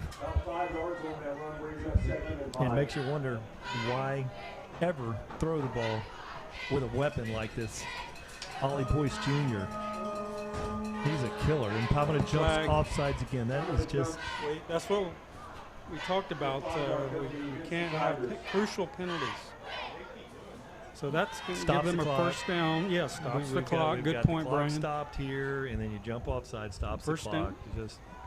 First down, move the chains. Merry Christmas. Boyce in the backfield. It's going to be a heavy dose of Boyce. 3 minutes and 25 seconds. They're going to ride the big horse. There he is. Boyce in the middle of the field. He's got a break, and he's breaking tackles all over the field. And he's running for 10. He has single-handedly run for 50 yards on this drive. Yeah. He could be at 200 yards tonight. 3 minutes, 15 seconds remain. It's 1st and 10 from the 18-yard line. The Rams are driving. Palmetto Tigers do not have an answer for Boyce. It looks like he's starting to get a little tired back there in the backfield, and he should. High snap. They get it to Boyce. Gets a gain on the play of about 3 yards. Starting to get winded. That clock's going to continue to run. See if Riverview coaches start to think about burning the timeout. Only 2 minutes and 58 seconds remain. Tigers hanging on to this tenuous lead here. 35-27. So the missed extra point by Riverview earlier on looms huge in this one.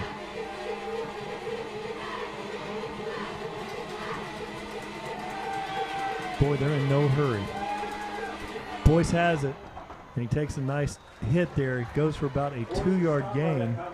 So yeah, if you notice, guys, they continue to work on the right side of the Tiger defense here. They continue to run right at that right side, and that's where they've been the most successful all night long. Put Lee Matthews in there to the goal line defense here. The 3rd and 6. Big play. Matthews, the offensive lineman's in there. Exciting for your Palmetto Tigers. They throw it. They're throwing that big receiver out there. Boy, he pushed off. No call. Touchdown. They got to go for 2. Maybe watch this push off here. And the referee is right there. Yeah, he's right there, pushing right off, right there. Oh, look at that. That's clear. And he's right there looking right at it. And got it. He's looking right at it. Hands away from the body. That was all right. Good look. Hey, we still got a chance here to keep them out of the end zone and keep this 2-point lead for us. Watch the quarterback keep on this one. 2 minutes and 1. Boyce in the backfield, and he's throwing that out again. Good position by the back. And he got mossed again out there. And so that is going to be a tie score here. Now that play, just a big player making the play. The previous play was definitely an offensive interference. That one was a good catch. Good catch. Good catch. Give him credit for that. Got Tom, away with the first one. Tom, what'd you see there? Well, just on the 3 catches that he's given up to that same guy, he's not turning around and trying to find the ball. He's just facing the receiver and jumping up, and the kid's just taller, and he's able to out-jump him. So at some point, he's got to turn around and try to get to the ball. You know, he's just kind of trusting that his body will block it, and it's just not happening. You know, the one thing about this, they marched right down the field. We got a heavy dose of Ollie Boyce all the way down the field and in a couple of throws. But with clock management here, they tried to slow it down a little bit, but they've left 2 minutes on the clock, and we don't have the TigerVision up there. But I think, how many timeouts do we have? 2, at least 2? Yeah.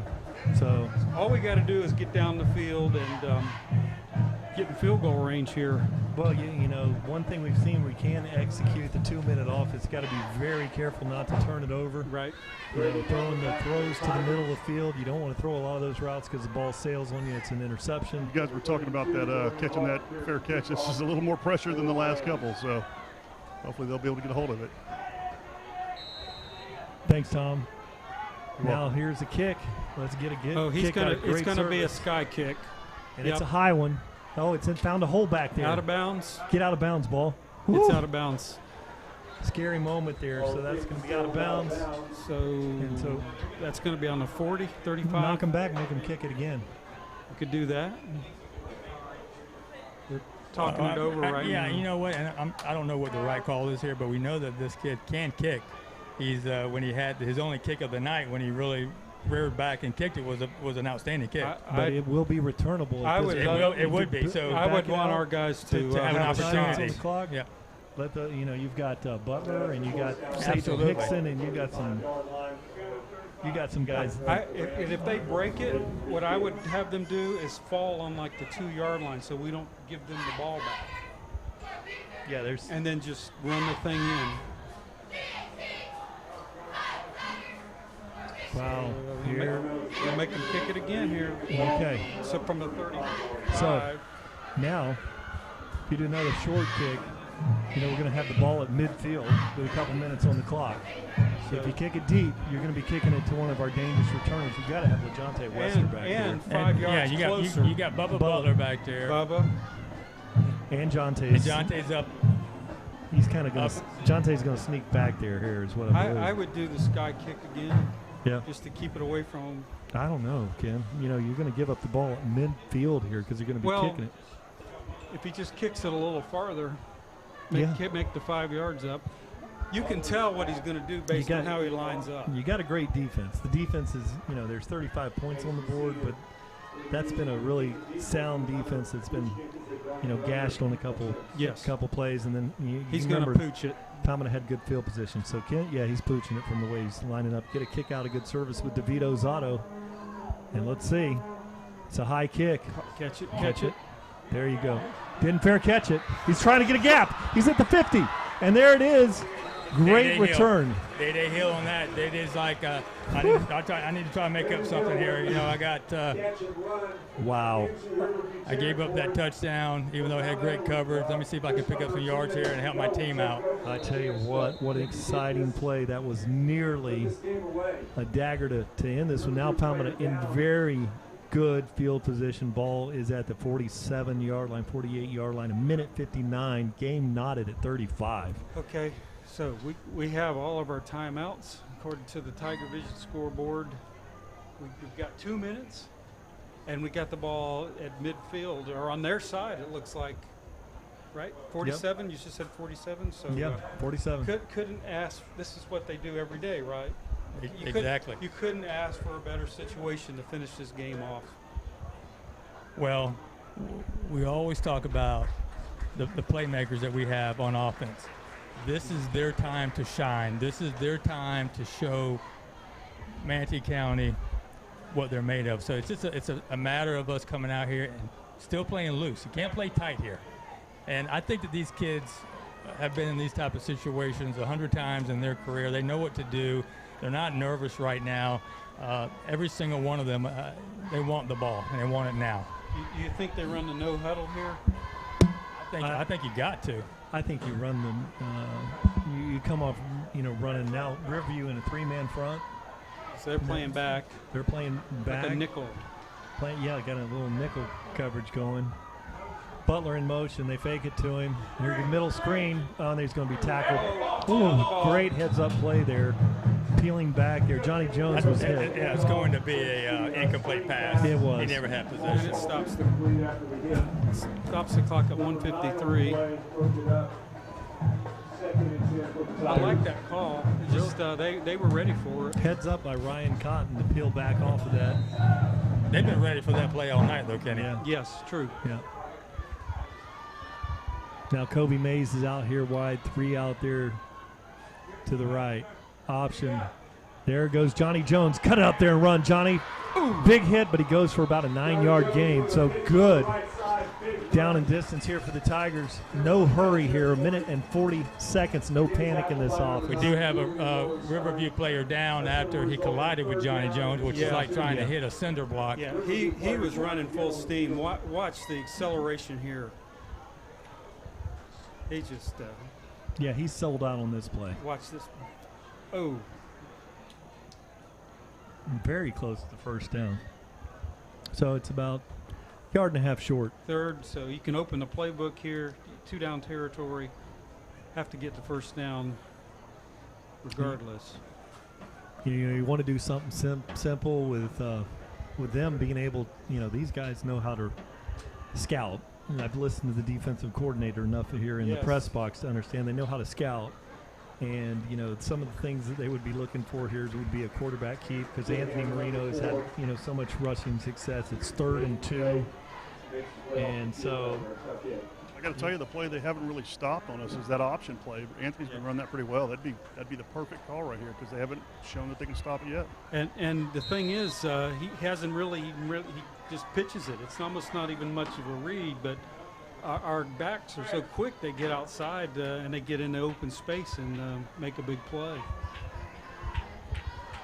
So here, 1:38 seconds remaining in this one in the 4th quarter, but the game's knotted up at 35. Johnny Jones is in the backfield. Anthony Marino. What we don't need is a penalty. Yeah, I would love to see them jump off sides one time. This That would would be a be perfect nice. time for it, stopping the clock. But 1:38, very disciplined Rams defense out there. Johnny Jones in the backfield with Marino. Marino, quarterback keeper, and he's got it. He's got the first down and more. Get down. Gets down. He's down, ball's down.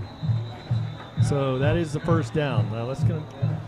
Oh, he took a shot there. Let me tell you guys, there has been some hard hitting in this game tonight from both of these defenses, and it's been a bruiser of a game. It's your typical Florida Friday night football game here, but both of these defenses have really.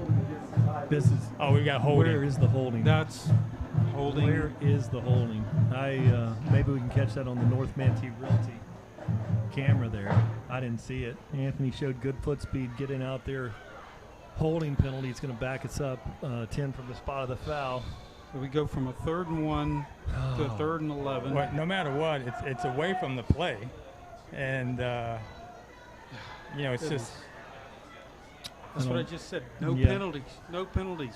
We had a perfect situation. Well, listen, Kobe or Jonte or Bubba from the slot, somebody's got to make a play here. They're going to get deep drops. It'd be tough to throw the ball in the middle of the field here against this 2-safety defense. 1:25 seconds. Anthony Marino looking, scanning. There it goes. Mays is there. There it is. Throws it out to Butler, and he's going to be tackled short of the first down, tackled at the 39-yard line. He's So right he's at it. He's right at It it. is right there. 39. I think He's he got does. it. He has Wow. the first down. He's right at the marker. Wow.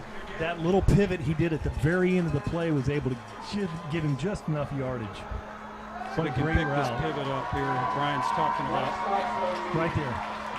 That little pivot right there. Took his elbow. The little right extra there. effort right there. He called it. Huge. a minute and 11 on the clock. Palmetto Tigers trying to get in at least field goal range. They want 7 here. Marino looks, rolls right, middle of the field.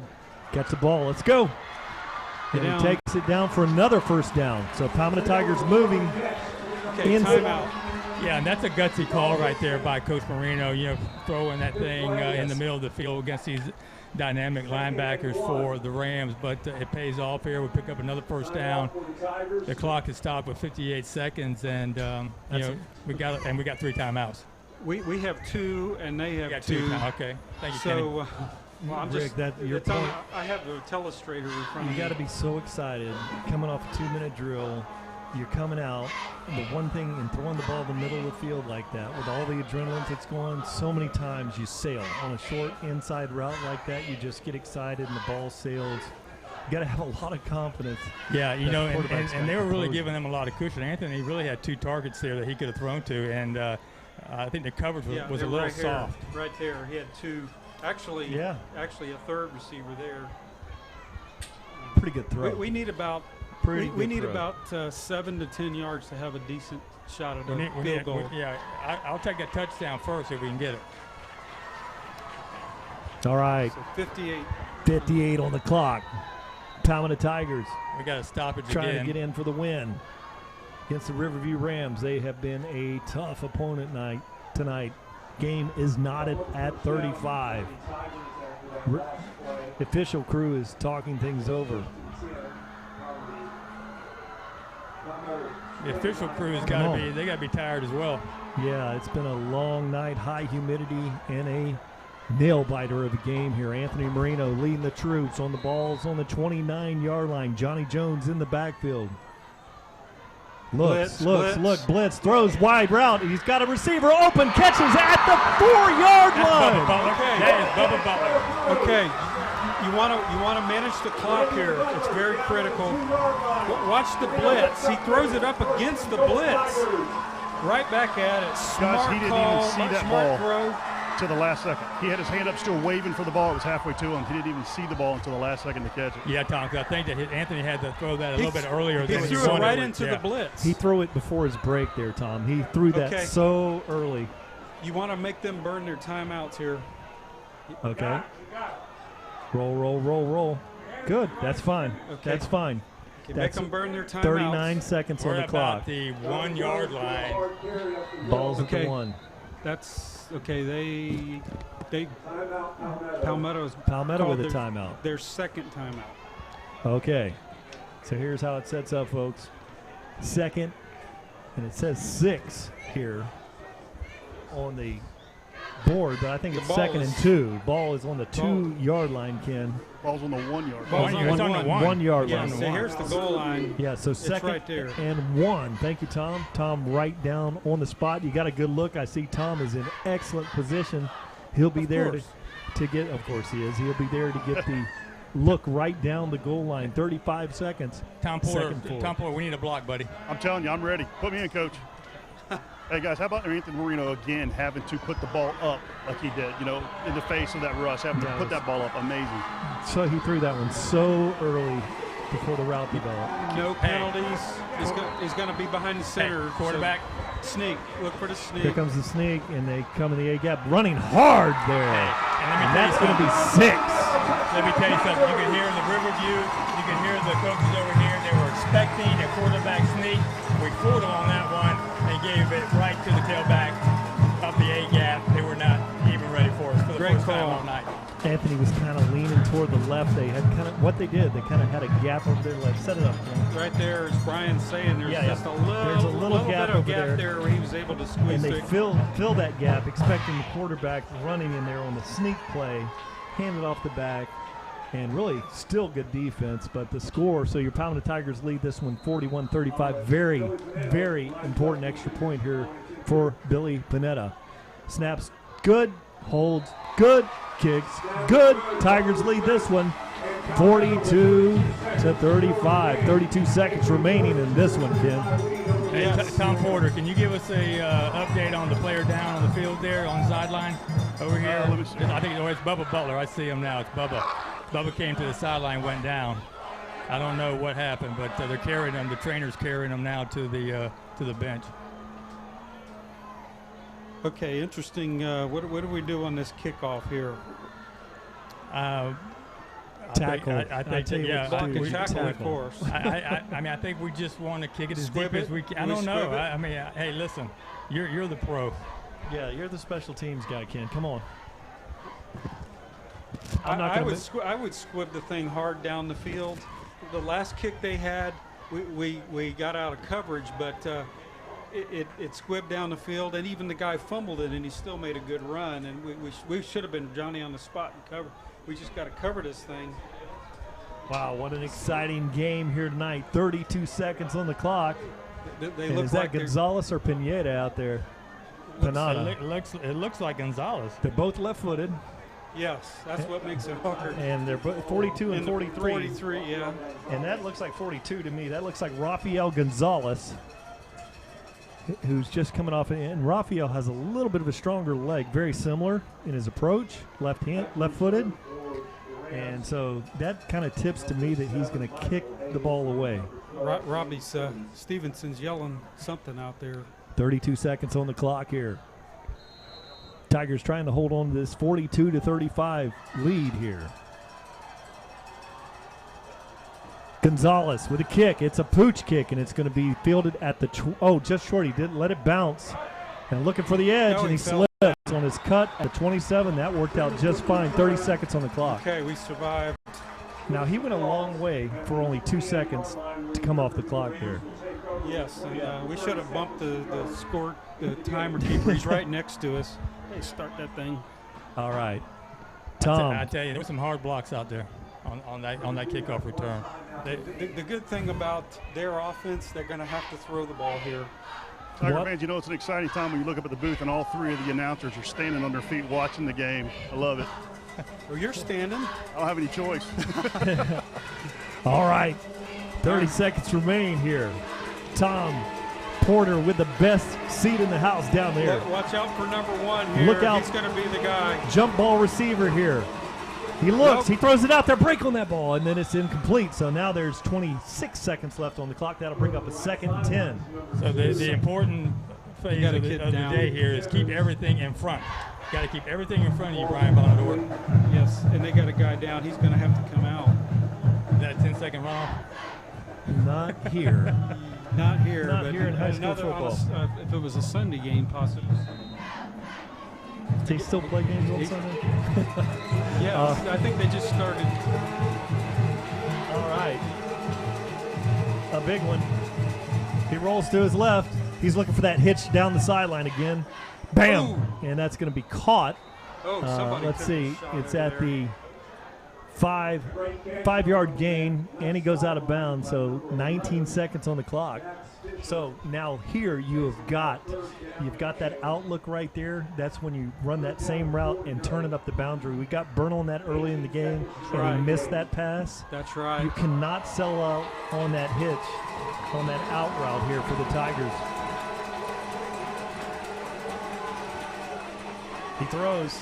There's the out. Miscommunication there. So right target. Poor communication.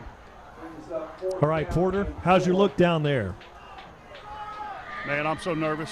Okay, just on that fact right here, 15 seconds, 4th and 4. Let's turn it over to Tom Porter for a live play on this big 4th right, down. Guys, this is for the whole bag of noodles here, guys.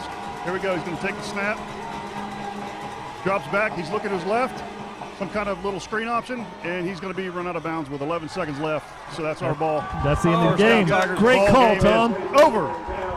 Oh, we got it. You're our lucky charm, Tom. We needed it. You like that whole bag of noodles reference? I loved it. I tell you what, you're the only man that I trust with a fanny pack. Oh, man, this fanny pack's lucky. What are you talking about? Oh, what a game. Early on in this one, guys, it's just so exciting. We're going to get coaches' interviews with Tom after the game here, but what an exciting victory. Down 14 points early in the second I'm quarter. down 14 pounds, too. I want you to know that. I'm down 14 pounds. It goes week to week. But we're going to get I can go 14, 20 pounds in from workout. 5 days away. One workout. But what an exciting game. Palmetto Tigers will take this one. Anthony Marino is just going to kneel this one down. Johnny Jones, victory formation. So what a big night for your Palmetto Tigers, and what fight that we saw tonight.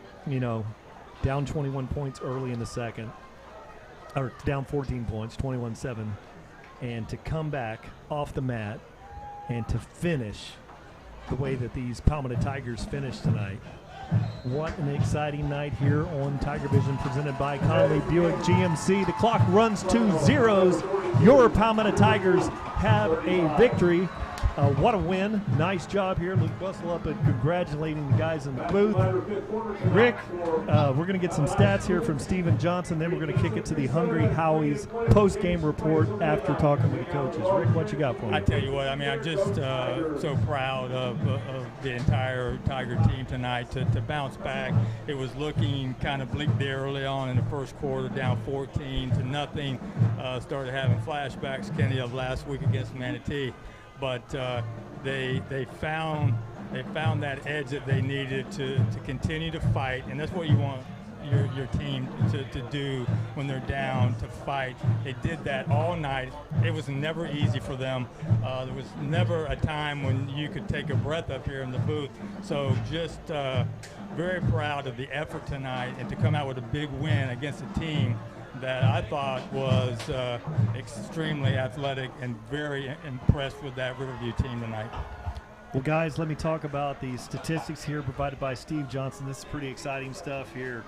And the second half stats, Riverview 21 rushes for 125 yards, 4 for 9 passing for 13 passing yards, 138 total yards. Palmetto 22 rushes for 94, 10 for 13 passes, 171 yards. 265 total yards. Time of possession, second half. This is shocking against a run-heavy team like Riverview. Palmetto 14 minutes, 30 seconds. Riverview 9 minutes, 30 seconds. So how about that? The spread, wide open offense wins the time of possession battle against a run-heavy oriented team. That's difficult to do. Difficult to do. And you come out with a big win on the board. I think it was a complete team effort. I was real worried when the game was starting, but they hung in there. Coach Marino told them it was going to be a 48-minute war, and he was spot on with that. And we made the plays in the red zone. Defense made the team we saw 2 weeks ago with the turnovers were there, and they were hit and miss. They're young. We've seen that, and I can't wait to hear the interview here coming up, see what the coach has to say for the kids. He wore them out this week. I talked to him before the game, and it paid off. It paid off. Boy, I'm just I don't know if I'll be able to go to sleep for a while. I'm gonna have to let's listen to Coach Marino.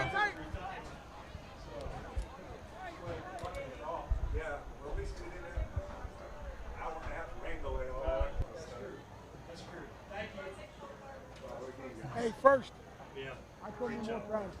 All right, we talk about how we play big boy football, and we do. And the way you answer the bell, okay, you make no excuses. You got each other's backs, and you fought for 48 minutes. All right, that's an outstanding job.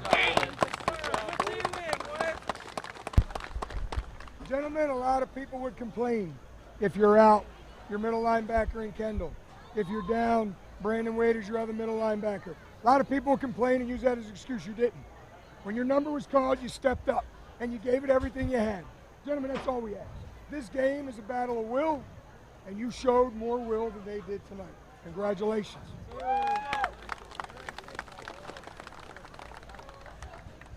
Gentlemen, it doesn't get any easier. All right, we have got to come back. We've got to get better, healthy.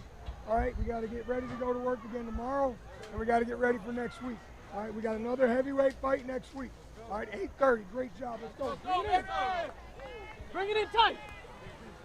Hey, family on me, family on 3. 1, 2, 3. Family. Hey guys, here with Coach Marino. Coach, obviously a different speech than you gave last week. Talk about the effort the Tigers showed tonight. Well, again, I told you, we went in there and we were not ready. Tonight the kids were ready. They were in shape. They worked their butts off this week, and they prepared for a night like tonight. Hot, muggy, 4-quarter, 48-minute battle, and they answered. They answered on every series, and you just, like I said, you just can't be more proud of that. That's effort. That's what we want. That's what we ask, and they delivered tonight. Seems like all aspects started off a little slow. The defense especially looked a little sluggish early on, but, man, all of a sudden they clicked into the first quarter, and it was a whole different defense. They were flying all over the place. Was there any schematic changes, or was it just the guys with effort? Yeah, there were a couple schematic changes, but really this game comes down to will. And these kids, again, fatigue will make cowards out of anybody. And these kids were in shape tonight. They didn't get tired. They were ready to answer that bell round after round after round. They were ready to stand toe-to-toe for 15 rounds. And that's the confidence. That no matter what went wrong in the first half, we knew that if we get them into the fourth quarter, we worked harder than they did. We were more prepared for that 48-minute battle. So it's confidence. That's where they gain their confidence, because of the work they put in this week to prepare for that. I know you don't get tired of hearing this, but Anthony Marino, what a leader. What a great job he did tonight leading this team. He's rushing the ball well.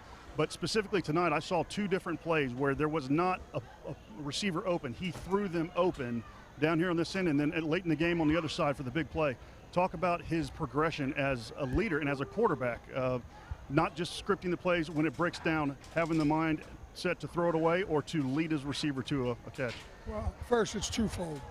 Our quarterback coach, Ty Stolt, has done an outstanding job with him. For a kid that never played quarterback until his freshman year, and the growth and the development that he's had over 4 years, and to where he is right now is a credit to him and his work ethic and his attitude and his commitment to be great. And he's never satisfied. He's always trying to improve. He studies every night with me, and it's just, like I said, it's his commitment to being great. Outstanding. Good game, Coach. We're going to catch Anthony Marino here. Anthony, I was just talking to your dad about the effort tonight and what a great job you're doing running the ball, sticking your nose down and getting into the pile there and really leading this offense. But a few things we saw, plays breaking down and you throwing your receivers open. Talk about the play down here where you had to throw 29, Curtis Thomas, open. Talk about that play, how it broke down and what you were seeing and where you threw the ball. That was actually, ironically you say that, just because our wide receiver coach, Shaquille Harris, we worked scramble drill earlier this week. So, I mean, he's a young player. Obviously, he's filling in for David Burston. So he's stepping up big time. He's making plays. I mean, to do that, it wasn't even a designed route to go out and then to cut it upfield and then just to be on the same page with that. That's just an amazing play. And to go up and get it, I didn't really lead him. He went up, he made a play, and he took it, I don't even know what it was, 50 yards, whatever it was. So that's just an amazing play by him. Well, it's an amazing play by him, but it's an amazing play by you. You made a couple of throws tonight that were very tight, and you put the ball exactly where it needed to be for the catch to be completed. And I appreciate the fact that you defer to him, and he did make a great play, but you're really making strides. You're doing a great job. Thank you. Yes, sir. All right, guys, thank you. I'm going to grab Coach Pat Cucci here. We've been trying to run him down for about 3 weeks, and he's an elusive guy here.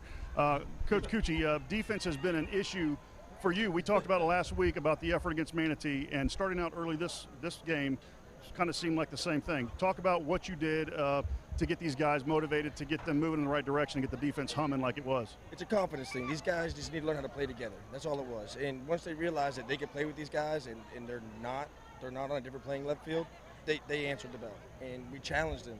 I'll tell them all the time, adversity hits you in the face, how you respond is if I know you're a man or not. Meaning, if you're going to sit there and fold when you get punched in the face, then I understand where we're at as a team. But these guys did the right thing. They responded right well. Our defensive line played a lot better football game. We ran to the football, and we had effort. We had mistakes, a lot of self-inflicted penalties, but our guys never quit. And that's what we didn't have last week. One big thing last week we saw was a lot of missed tackles. Early on we saw that, but, man, they started wrapping up and restarted flying around, and the kids really started making some great plays. So that's a credit to you guys as coaches and a credit to the kids for stepping up in that stressful time and basically taking this game back from the offense that was really moving up and down the field. We have a little thing where we've done this for the last 4 or 5 years now, is if you have more than 12 missed tackles in the game, then you're in trouble. You got 12 or less, you're going to win a lot of football games. So they had to do 39 up downs last week with missed tackles. So that's a little bit of a reminder that they didn't want to do that again. And the attitude, guys. These guys were pushed hard. These guys did what we asked them to do. Stay together, fight together, and battle. And they did that. And they started up front with our D-line. A tremendous job by Charles Miller, those guys up front, closing down and doing exactly what we told them to do. So it's safe to say it's going to be an easier week for the kids than it was last week in practice. It depends how many missed tackles they had. All right, Coach, great job. All right, we have who we got here? Charles Miller, 22. Charles Miller, you had a great night tonight, son. Yes, sir. Tell me a little bit about what you were seeing on that offense coming at you. You know, you were flying all over making tackles. What did you see that they were doing right? That we just watch over film. We go over the plays we did, and we did our assignments. Okay. Riverview came out running the ball, you know, pretty solid. They ran right down here, scored 7 on us. They ran right down in the fourth quarter, scored 7 on us. So what's the difference between giving it up and getting demoralized, maybe like we did against Manatee, and tonight where, you know, you guys step up and you just say, okay, it's time to make a play, and you make it? Well, we just got to wrap up, be humble, and if we get the ball, we just got to wrap up, stay on our feet, hope for the best. Young man from Rabonia, I grew up really close to you there. I know your daddy. Glad to see you doing well. Right there. There's Daddy, Charles Miller Sr. right there. Good to see you. All right, guys, we're here with Coach Ty. Coach, awesome game. These are the games you look forward to, back and forth. Offensively, you've got the Tigers playing. I mean, I feel like our offense is as good as anybody's. I mean, we're in every single game, even the Manatee game. We're right there offensively. What is the difference to you? What's clicking this year? What needs to click more? You know, how are things going in your mind? Well, we knew coming in offensively, we have a lot of guys that can make plays when the ball's in their hands, you know, and we wanted to be able to spread it out and get the ball in their hands, you know, and I think tonight we were able to do that a little bit. Obviously last week it left a bad taste in our mouth, so, you know, this week we challenged the kids mentally and physically, you know, and they answered the bell. It was encouraging to see them fight all 4 quarters and be able to finish it at the end. Right. The field conditions were an issue early on. It seemed like the offense, the holes were there, they were ready to go, and there was just slipping just a little bit. Did we change cleats, or was it just the field dry out? I mean, did you change the way you were playing, calling plays? I think it just comes down to feeling it out, you know. Early on, kids are excited, you know. They got to be able to keep their feet underneath them. We take pride in the fact that whatever the weather conditions give us, you know, we have an answer for it. You know, we feel like we can go and pound the football if we need to, and if we need to spread it out, we can do that. So that's been our mentality from start to finish. That's great. We see the difference in the offense this year, going a lot of stuff over the middle, more than we have in the past, and it seems to be open, and it seems to be going well. Is that a new philosophy? Is that you just having more control of the offense? Is that just something you've seen with this particular team? I think it's just a progression of Anthony Marino. You know, he's more comfortable. He's checking at the line. He's getting us in good positions, you know, and he's seeing the field a lot better. And not to mention, you got guys like LeJonte Wester, Dravian Butler, you know, that are able to make plays once they get the ball in their hands. So we feel confident with them across the middle, and you know, they're able to do it for us. So, you know, we're proud of them. All right, good job. Thank you. All right, guys, obviously coming into this game tonight after that Manatee loss, that devastating Manatee loss, licking our wounds, this is exactly what we needed, a hard-fought game against a hard-fought defense, and the Tigers came through and won it in the end. And the offense, defense, special teams, everybody played well, and gives a lot of confidence going into next week against our bitter rival, Braden River, and hopefully we can do the same thing tonight or next week as we did tonight. So back to you. Well, good job there, Tom Porter. That was some good interviews there, guys. And you know, we'll cut this short, but I'll tell you right now that this was a game that we had to win. You know, you don't want to go into Braden River after 2 critical losses to teams that you knew that you could beat, and then have to go in front of Braden River with maybe a little lack of confidence hanging over your head. So, you know, just like Coach Marino said, this was 48 minutes. I mean, this was down to the last 4 seconds. This was it, and the guys really stepped up and just played an amazing game. And look forward to bringing that same mentality across the river to Braden River next week. Yeah, I said at the beginning of the game, at the end, somebody was going to be 1-2, and the other team was going to be 2-1. And after this nail biter, 2-1, heading into district play sounds really good for the kids. They have to be excited after fighting the 48 minutes. And what I like, as the scores are popping up, you see Braden River beat Manatee by 10 points. So, okay, so they're doing the math over there. They have had our number these last few years, and they beat a Manatee team by 10 that beat us by 9. Okay, we're 20 points better than these guys. I know they're going to be ready to play. They're not going to have that Knowledge McDaniel kid, so that doesn't seem to matter against Manatee. But I like our chances. If they play like they played tonight for 48 minutes, we can go over there and compete, and we'll just see how it rolls out. And I'm so proud of the kid, Anthony Marino tonight. Great field general, complete team effort to pull out this big win, Brian. Yeah, just an exciting night for football here at Palmetto Tiger fans. Well, let's wrap up this Hungry Howie's post-game report. Want to say a special shout out. Hey, before you wrap it up, I got one last interview here. I got young Tyler Wells here, standout on the kickoff team out here and kick return. He had a fumble recovery early in the season. Was it against Southeast? Fumble recovery, did a great job of that. He's done a great job the last 3 games in covering the kicks and the return team. And tonight he had to field a couple of pooch kicks. I had to give him a hard time about that, how nervous he was. As a guy who played long snapper, amongst other things, that's a stressful thing to come in and have to make a play when you haven't had many to do. And, he did a great job on that. So tell me what you were thinking as the ball was slowly rotating through the air, coming down on top of it. I was just not thinking about anything, and I just watched it in my hands. I wanted to return it, but Coach Robbie tells us to fair it off and just catch it. But that's another hard thing. I've been in that same situation, and the coaches are screaming. You look over at them, they want you to drop, but you want to run. You got to get the ball in your hands every so often. So you did a great job on that, and your dad said that you work hard and you always have, and your perseverance in trying to be in the right place at the right time and listening to the coaches. That's a hard thing to do. So that's a great job. Thank you. All right. Good luck next week against Braden River. Get us another fumble. Back to you guys. Man, he's like a grown man down there. That's pretty cool. It's long. He's got a beard. We've been doing this jump for 5 years. And there used to be a little tiny guy running around. He was up here with us, yes. Oh, yeah. That's pretty cool. Terrifying as those pooch kicks were coming down on him tonight. I was scared. But really tonight, the Palmetto Tigers, what a great game. And this nail-biter of a game. Tonight's final score from Palmetto, Florida. We're wrapping up the Hungry Howie's post-game report. The Palmetto High Tigers 42, the Riverview Rams 35. We want to once again thank the #1 internet sports broadcast fans in the world, our TigerVision viewers, for watching. Be sure to join us again next Friday, September 14th, as we travel to Braden River to face the Pirates. For those attending the game, be sure to wear your red gear, red shirts, to get your fresh Palmetto Tiger gear. You can now shop on the www.palmettotigers.page. My broadcast partners, Mr. Rick Wells, Ken Burton Jr., Tom Porter, and I, along with the production staff of TigerVision, presented by Conley Buick GMC, via PalmettoTigers.com, remind you, when it comes to football, great football, north of the river, it's all about the one and the only team, your Palmetto Tigers. One town, one team. Be safe, and be original. Show that Tiger pride. We'll see you next week. Go Tigers.